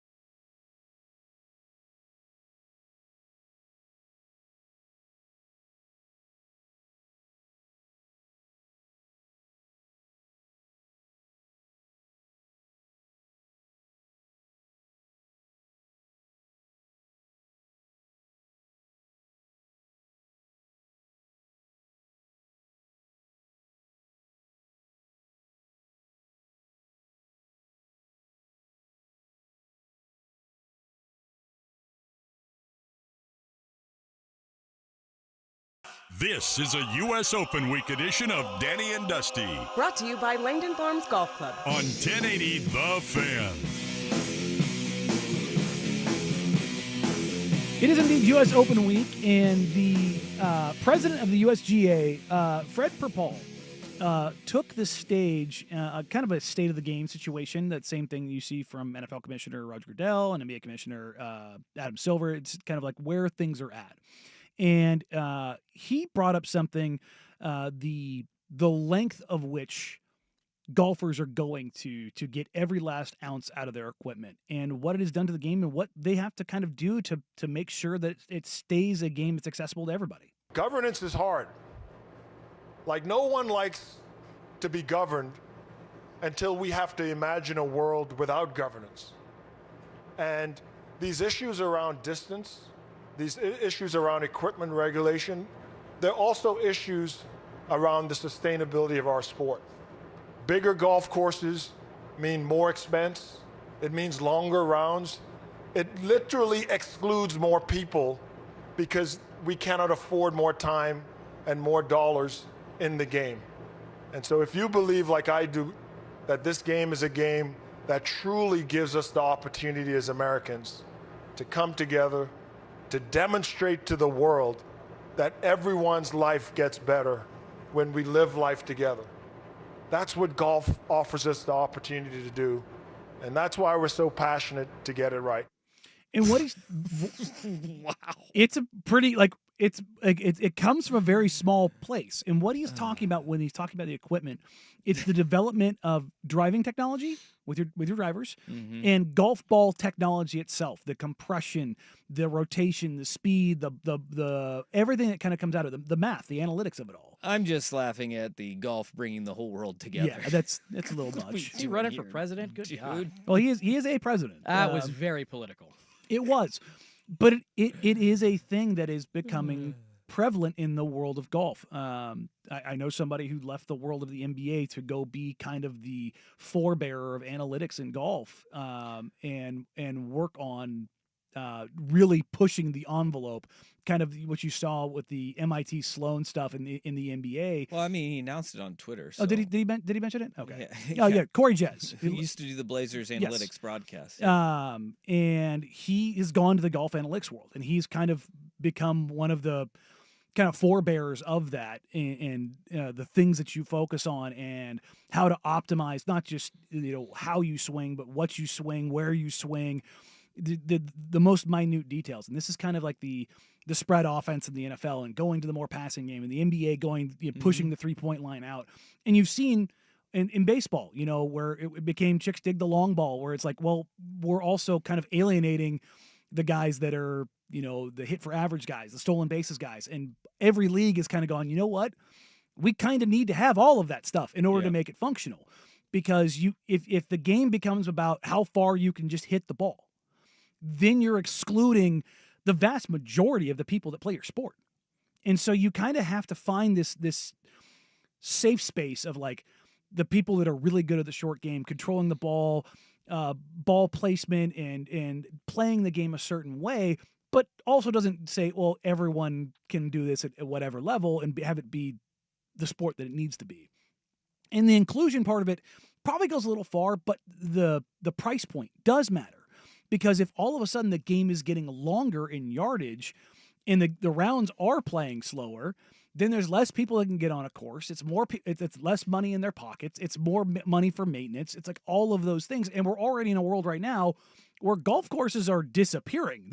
People aren't building new golf courses regularly. This is the biggest part, is that real estate is valuable, especially where golf courses are.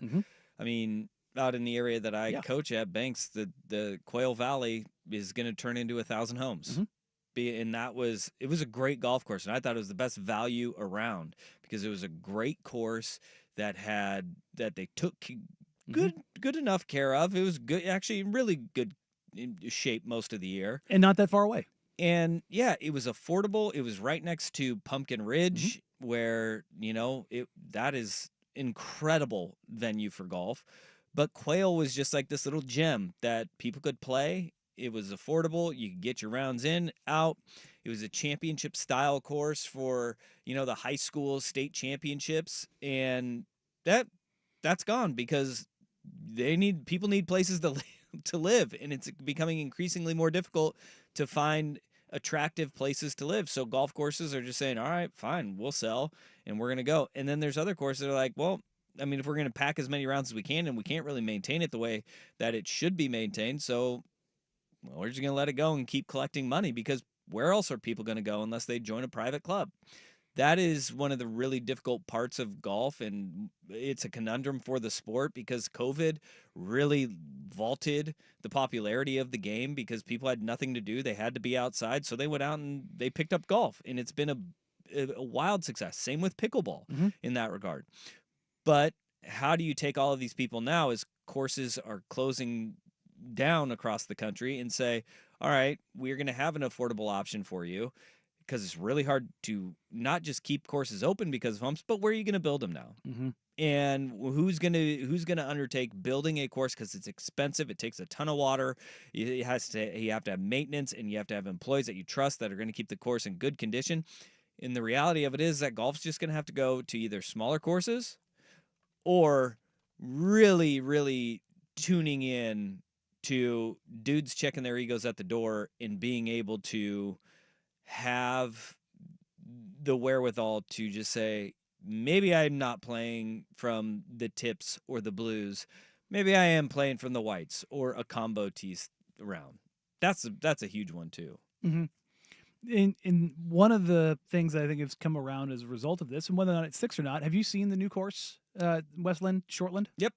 It's Great course. It's a synthetic course, synthetic bunkers, greens, and I think there's another part of it that's also synthetic. It's synthetic turf tees, greens, and bunkers. So you're getting. I believe they just finished doing the first 9 holes that way. I think it's 19 holes right now, but 9 or when it's done, I think it's 9 that are currently open. But that's a way to get around it. But that's also a different game of golf. It's way different, man. It's way different. Yeah. And that is to rope in more casual golfers to it. So that's why I gotta be open to it. But the golf hardos are saying I've never play off of, synthetic greens or, mats that I'm going driver off of, because there's the ego part involved in it too. It's an interesting way to kind of look at things, but where we've seen the analytics boom basically, and particularly it started in baseball, then basketball, then football. It has made its way into golf, and that's how you get the Brysons of the world. Yep. That are going, hey, there's certain things that I struggle with, but I can also hit the ball 350 plus off the tee. And that's why the whole analytics push in golf is why people roll their eyes a little at the pros roll their eyes at Bryson, is because they're like, dude, what you're doing is what we're all doing. You just have all your clubs the same length, which is dramatically different. But they're like, we're all leaning into analytics. How would you not? It helps you. Yeah.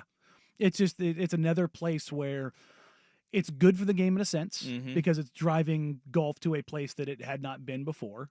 Yeah. Both on like how you think about how you play golf and on the development side. I mean, there's a reason why that driver costs $1,200, is because the amount of money that they put into research to maximize every last ounce on that golf club. And the same thing, yes, you can take a look at your woods from like the 1970s versus, your hybrids today and go, yeah, that's very different. But hell, just golf technology in the last 10 years has gone a million different ways. I mean, I picked up some balls today at the range that were on sale because they were last year's balls. Yep. And they're like, yeah, no, the technology is just that different in the balls, like, and how they make them and the materials that they use. And it's like, really not. Unless They're you're really not. Here's the thing. Unless you're a pro, it doesn't matter.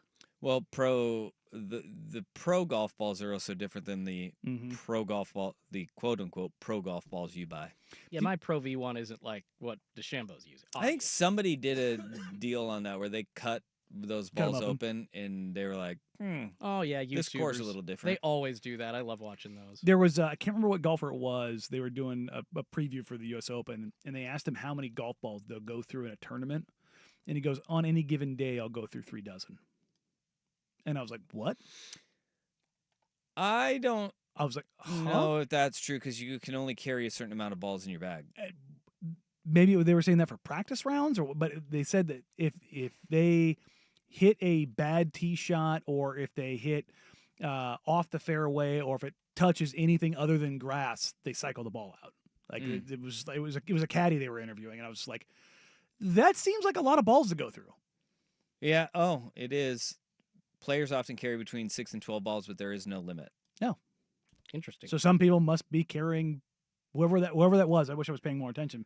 But They do have the 1 ball rule where it has to be the same brand and type of ball. Okay. But Yeah. I found that to be interesting as far as what was coming out of that. Yeah, that is crazy. Speaking of what's coming out of that, with the NBA Finals, Game 3 do get underway tonight. The Oklahoma City Thunder and Indiana Pacers. Is this a game the Pacers have to win? We'll get to that and more coming up here on Danny and Dusty. But first, here's Jordan Schultz with SportsCenter. This is a U.S. Open Week edition of Danny and Dusty. Brought to you by Langdon Farms Golf Club. Now, from the George McCoy at Warren Allen Sports Desk, a Sports Center update on 1080 The Fan. This update is brought to you by Laurelhurst Market Steakhouse and Butcher Shop. Call in your special Butcher Shop orders for Father's Day weekend or pick up a gift card for Dad. LaurelhurstMarket.com. First on The Fan, Game 3 of the NBA Finals happening tonight in Indy. The Pacers hosting the Thunder. That series tied at 1 game apiece. Oklahoma City, a 5.5-point favorite at this point. Pregame getting going over on 910 ESPN at 4:30. Tip-off set for 5:30 on ABC. Elsewhere around the association, big news from ESPN's Shams Charania today. Of course, the Knicks are still looking for a replacement for Tom Thibodeau at the helm, and they tried to talk to the Mavericks' Jason Kidd, but were denied by the franchise. Also already dealing with denials for Houston's Ime Udoka and Minnesota's Chris Finch. On to baseball, the Seattle Mariners not really doing well. Down in Arizona against the Diamondbacks, top 8 down 5-2. Most of that thanks to a grand slam from former Mariner A. Eugenio Suarez. More sports scores and stories in 30 minutes. I'm Schulte from the George McCoy at Warren Allen Sports Desk. Hurt and missing work? Insurance companies acting like jerks? Don't call your mom. Call George McCoy at warrenallen.com. This is your home for year-round NFL coverage. The Odyssey app and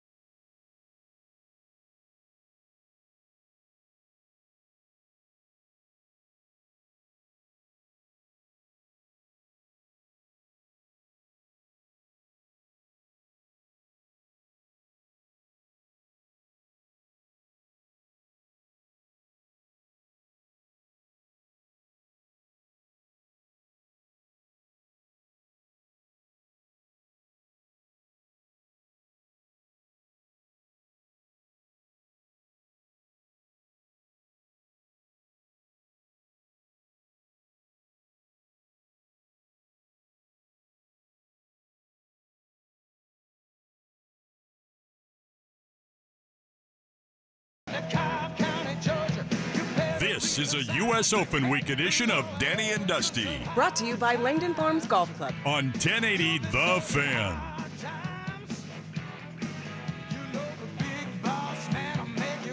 Pacers and Thunder get underway tonight. Game 3. The series tied at 1 apiece. The Oklahoma City Thunder are 5.5-point favorites on the road, which means if they played at a neutral location, they would be 10.5-point favorites. Hey, I'm a little surprised that the line is that high, even with the results of Game 2. It doesn't matter what the scores are. The series is still 1-1. And you look at this game, and for me, when Ortner is in, he asked me, how does this series go if Indiana's going to win? If that outside chance happens, I was like, they need to go in and they need to grab Game 1. That's what they needed to do. If they can get Game 2 and really put all the pressure in the world on OKC, awesome. But if they can go get Game 1 and put OKC kind of on the back foot, that's how you get this done. There's the whole idea of must win is kind of all over the place, but I kind of feel like this is a absolutely have to win game if you're the Pacers, if you're going to win the finals. Getting home court stolen back in Game 3 would be a gut punch for them, especially after Carlisle waved the white flag in Game 2. Said, nope, we came here, we did what we needed to do. After all you've done, especially late in games where they've shown no give up and no quit, they just, in that game, they said, nope, we're not going to do it, because we've seen 9-point deficits erased in the final minute of a game. Not once, not twice, 4 times. They've done that. So to just say, nope, Game 2 is out of our control, we're not even going to fight the last 4 minutes, whatever. And then to lose Game 3, that's where momentum really swings. And that's where the tightness starts to pop in. And I think part of the reason why Carlisle did what he did, it popped up in the post-game press availability. Did you see the video of Tyrese Halliburton? He had a minor limp walking up to the stage. And Shams Charania came out ahead for ESPN and said there's no concerns there. He's not on the injury report. He had a minor issue that he was dealing with. Nothing to be worried about. But I think if you're Carlisle, you're aware. And you're like, hey, this is at 15 points right now. Do we want to push it right now and potentially make this an issue that's not really a big issue to deal with right now? And he ultimately goes, nope, we're going to pack it up. We get the extra day off of travel in the finals. Let's make sure we get the 3 whole days and chill. Let's see where we can go from there. And if you're the Pacers, for me, the key to this, not only this game, but this series, is finding a way for not only Tyrese Halliburton to score, but to get those paint touches. So Tyrese Halliburton is one of the weirder players in modern NBA history. And not just because of how he shoots and the style that he plays with, but his assists actually go up the more he scores. It's weird. That's crazy. It's because of kind of how he is and how he feeds the offense. Like when you talk about offensive engines, Tyrese Halliburton is quite literally the definition of that, in the sense of where Chris Paul and Steve Nash are playmakers, not necessarily the engine. As Halliburton scores, he draws more attention that leads to more open opportunities, and guys start playing him even more for shots. His natural inclination to make plays just kind of explodes. So you see when you see him have a 30 or 28-point, 30-point game, it's usually followed with like 15, 16 assists, and you're going, oh my God, his fingerprints are everywhere because of how he gets on and off the ball so good and so willingly. This is why I think it is the dumbest conversation that people have started in the national media, and idiots on social media will glom onto, that this series isn't a good series because it lacks star power. It's insane. What Tyrese Halliburton does is like what every basketball fan should want to watch. SGA has a lot of this too, where it is like, if you don't think that he is fun to watch, that there's something wrong with you. Yes. And this is where this seed gets planted in people's head that this finals lacks star power because they're from Indiana and Oklahoma City. And they're like, oh, well, what? He's from Indiana. Like Reggie Miller wasn't, who was one of the biggest names of the 90s, like John Stockton and Karl Malone in Salt Lake City. And then you have Clyde Drexler was in Portland, Oregon. Like, yeah, the stars were in LA in Magic. They were in Boston with Bird. They were in Chicago with Jordan. But the other stars in the NBA that people reminisce about and talk about and compare these current eras to, they all played in small markets too. Like, The greatest power forward of all time to ever it. play the game played his entire career in San Antonio. Yes. And it is sheer stupidity that, well, there's just more people there. That's why this is going to be more important. No, you're creating the narrative. Is there a lot of people in Green Bay, Wisconsin? There are not a lot of people in Green Bay, Wisconsin. And that's a great example, because it'd be like, well, Aaron Rodgers can't be a star in this league.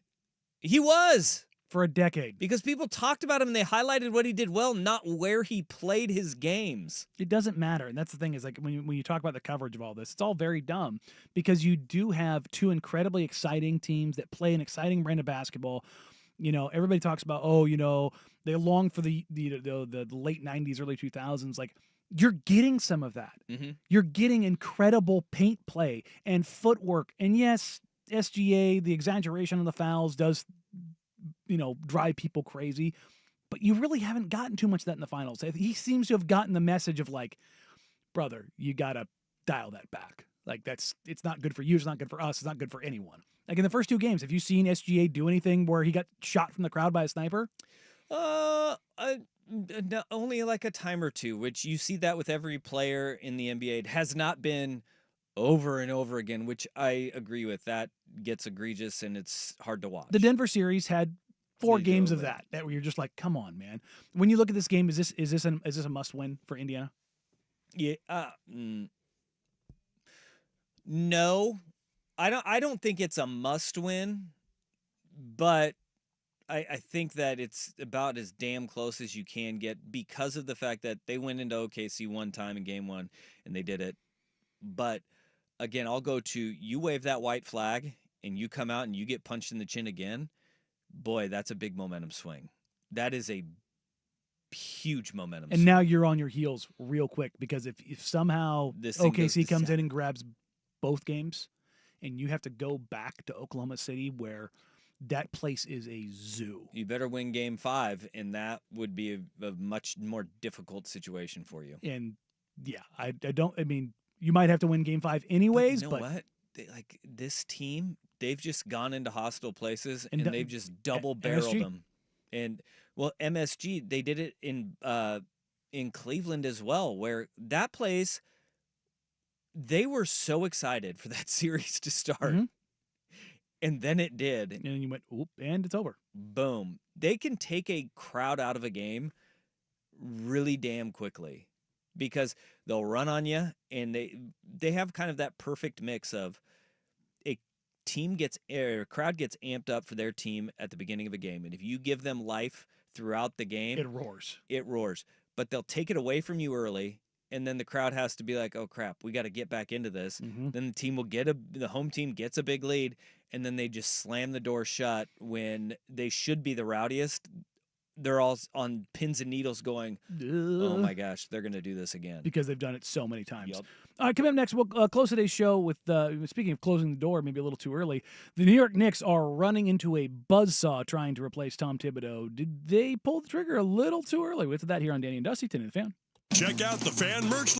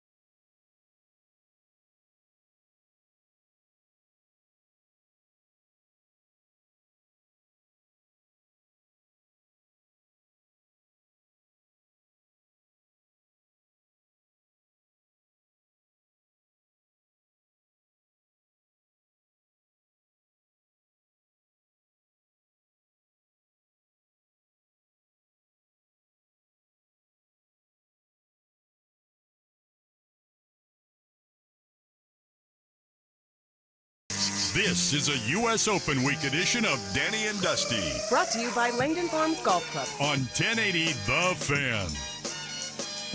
The New York Knicks moved on from head coach Tom Thibodeau, and, well, it's not going well for the Knicks now as the Minnesota Timberwolves, the Dallas Mavericks, and the Houston Rockets have all shut down the Knicks from having opportunities to talk to their currently employed head coaches in Chris Finch, Jason Kidd, and Ime Udoka. This is exactly why you hear the fans are always like, fire Chauncey, fire, Pete Carroll, fire everybody. Mm-hmm. Hire who? Mm-hmm. Who are you going to hire? Who's better? Who are you going to hire? And if your answer is anybody, because that's what Knick fans were doing after that series. You got to fire Tibbs. Fire Tibbs. He plays the guys too hard. They're never going to win. They got all the talent they need to win a championship.